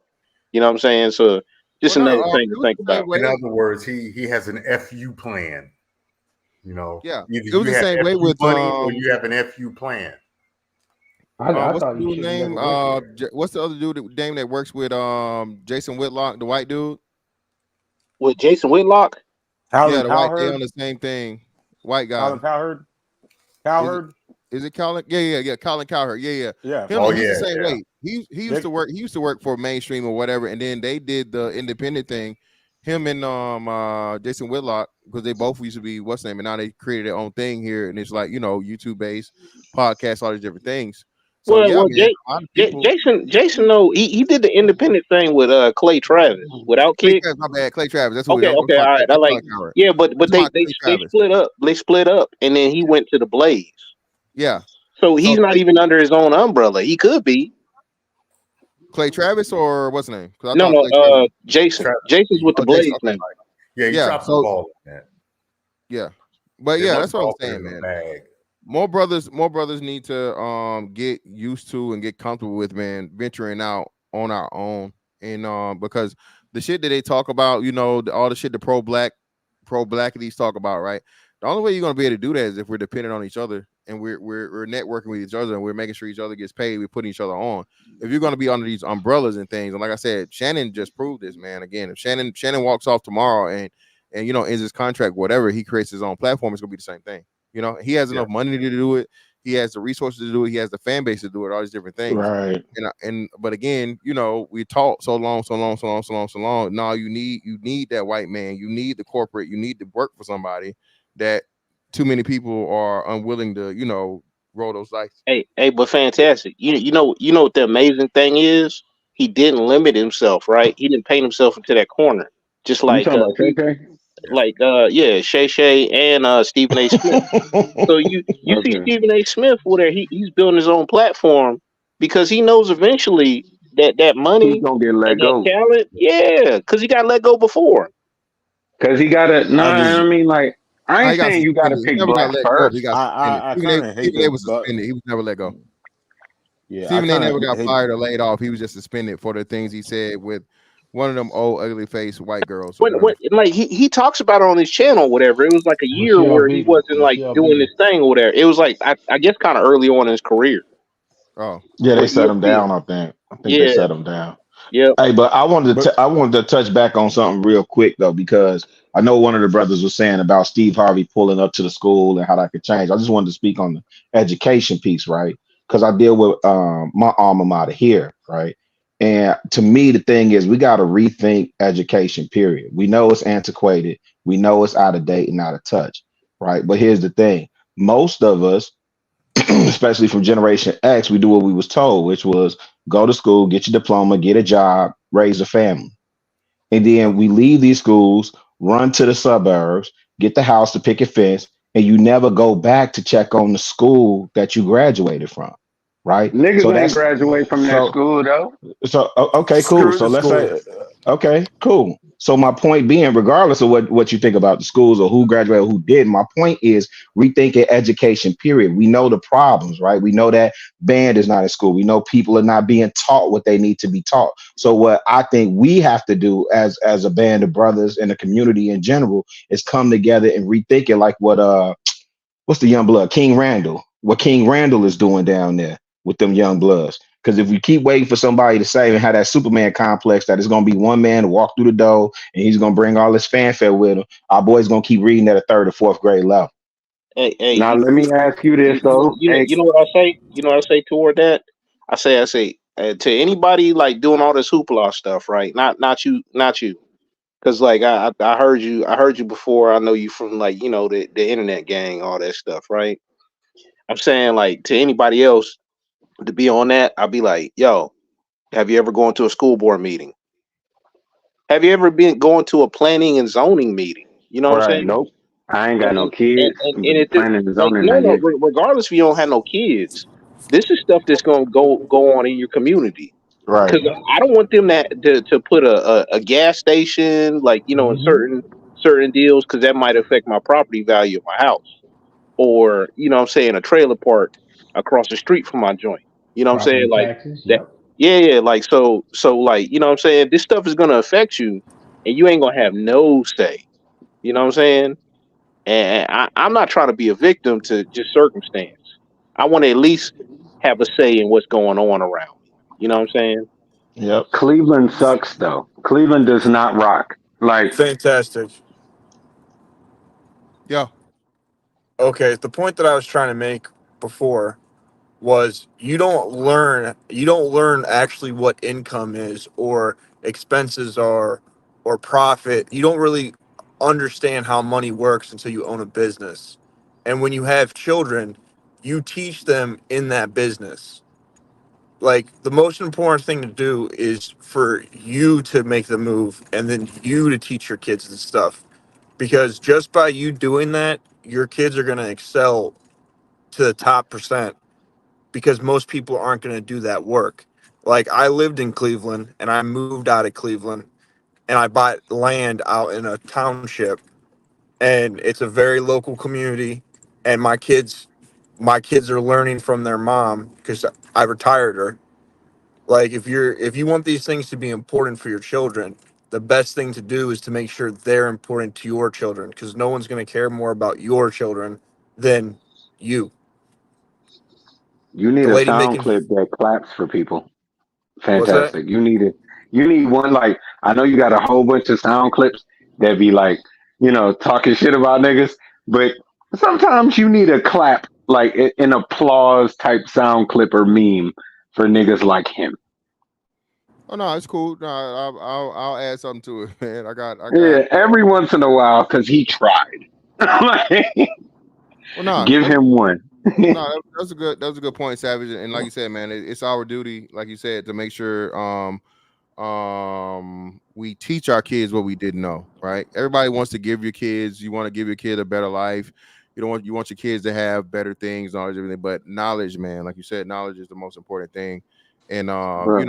it's just a lot of things in life we're just ignorant of because we purposely aren't taught, like you said. Well, And I also we think live. one thing that needs to be noted too is how Shannon Sharpe is aligning himself. A lot of people don't even know that Club Shay Shay is actually signed to Callan Cowherd's network. I think they're backed by either Spotify or one of them. They paid. I think he It's signed. something called volume or whatever they said. Yeah, Brothers he in the signed a chat know two. what the deal is, but I don't know who. I don't know I the know, I don't but it know the was inside. 200. He signed like a $250 million deal. A lot of people will be like, man, you know what? I don't need nobody's help. The fact that he's actually aligning themselves with those type of people and stuff, I think is a real smart business move Yeah, because but he's kind like of have it on both ways. yeah, they have a vested interest in you succeeding too. That they see, okay, all right, this dude already has some name recognition or whatever. He's not as much of a chance. You know what I'm saying? And like they're gonna give him so much money up front anyway, Mm-mm. right? So like the likelihood that hey, if something was to happen, they could just maneuver away from that. You know what I'm saying? Like that's easy for them to do. You know what I'm saying? Whether it's a morals clause or whatever. Shout out to Jonathan Majors, right? and what happened to him. You know what I'm saying? Like it's easy for these companies to be able to move away from it or whatever.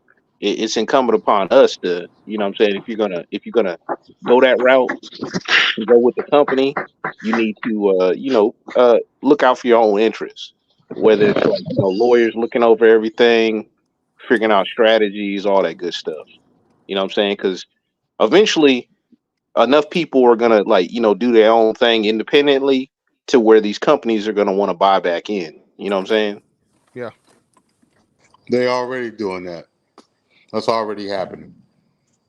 You're gonna see it happening more, especially with the more popular up and coming content creators. Yeah, because they can't build their own talent. They're not the place where the young talent wants to be anymore. So they're gonna have to what I'm saying, wait at the finish line and see who's like popular already. Somebody got feedback. Well, these shorties are they not even going. They see that they can do it. They can write it themselves, film it themselves, edit themselves. So they rather keep everything in house and get to the check themselves. Whereas older talent that's like in the business, like what you're saying with Shannon Sharpe, and even if you look at who's that, Cameron and Mace with the deal that they signed, right? You're gonna see a lot of those companies with the check that could cut a check for you to do a podcast and monetize the different verticals. You're gonna see them continue to cut those checks for those personalities. But them younger shorties not going at all. So they didn't do that on their own. Like they didn't just open up a podcast. No, Who, Cam and Mace? Yeah, like I Cam said he didn't put up know. 250. Yeah, they No, did, he but said he put up. they signed a deal with another company, so Okay, I didn't know this they kind of got bought out. because they kind of stole my name. I was about to use my name, but I was like, damn, I might not be able to use that shit. But I think Hey, but one that of go the back to what Mr. Fantastic was saying too, though. That's an important point about protecting your intellectual property. So whether you think it's going to be worth something years from now or not, you trademark it and register that thing. So when somebody, take advantage of your intellectual property, you can send them one of them letters, either pay like you weigh or, cease and desist. See, and I perfectly understand. Like, all right, so I say, like, what I did was I went and got me an S corp. Like, that was the first thing I did after I got out of barber college. And I understood at that point, I was just like, okay, I buy the S corp. I have flexibility on what it's based off of. The S corp houses companies, and like I learned this through YouTube at first. Like I didn't know too much about it, but after I did a couple of like at least 6 months of studying before I spent my money, I was like, okay, $550 a month for a couple of months. Boom, I can have me an S corp, and then I can house LLCs. Look, as somebody that has a friend that's a business lawyer and deals specifically mainly in business formation and all that stuff, I would say as a I guess as a general disclaimer, each person needs to evaluate what's best for them, and I would include either a lawyer or some kind of legal doctrine in there and figuring that out, because you don't know what you don't know. That's why these big old companies, man, and all these like big dogs, man, they got all these people on retainer. Is because they want to have as much information as possible at their disposal, uh, for whenever they make these decisions. And I'm saying, like, even myself, whatever at the level I am, what I'm saying, like, I want to always be able to have counsel. And the problem is that most of us think we can just go it alone. You know what I'm saying? When it comes to damn near I everything. hope one day I can make it to the. One day I hope I can make it to the level that you're at, because you're speaking of things that to a certain degree, I don't have knowledge about. No, but the thing is, man, like my homie wrote a book, right? And the book Can is on you possibly Amazon put right in the now. chat? The book is on Amazon right now, and I think it's like $19. He's writing his second book right now. What's it called? I'll put the link in the chat because I'm not trying to turn this into like promo for him. You know what I'm For saying? sure, I'm gonna go look at it. For sure. But hey, man, This, I greatly appreciate you brothers for coming through. Remember, nothing that was said tonight was financial advice. This is brothers talking or whatever, so on and so forth. Please consult your financial advisor, tax professional, or our licensed CPA. Okay, all that great shit. Cause you niggas ain't finna sue me. I mean, Fantastic told me to part here. bruh, LLC, if I took a man. loss, I ain't about to put that on you, bruh. That wasn't your fault. You ain't Fantastic told me to go intentionally ahead do and it. get an LLC, One man. time Now, for the disclaimer. One time for the disclaimer. If you got listen, any brother who out there and it ain't on Fantastic, if you got 300 to 500 to pay for some shoes, you could buy you an S corp. You can start you a business. Whether or not it benefits you, it's up to you. You only got to pay on it if you make profit. yeah, man, Like, invest in yourself, bro, for brothers. But all in all, man, hey, that's that on that one, man. I catch y'all next one. Appreciate y'all. I'm out. Holla.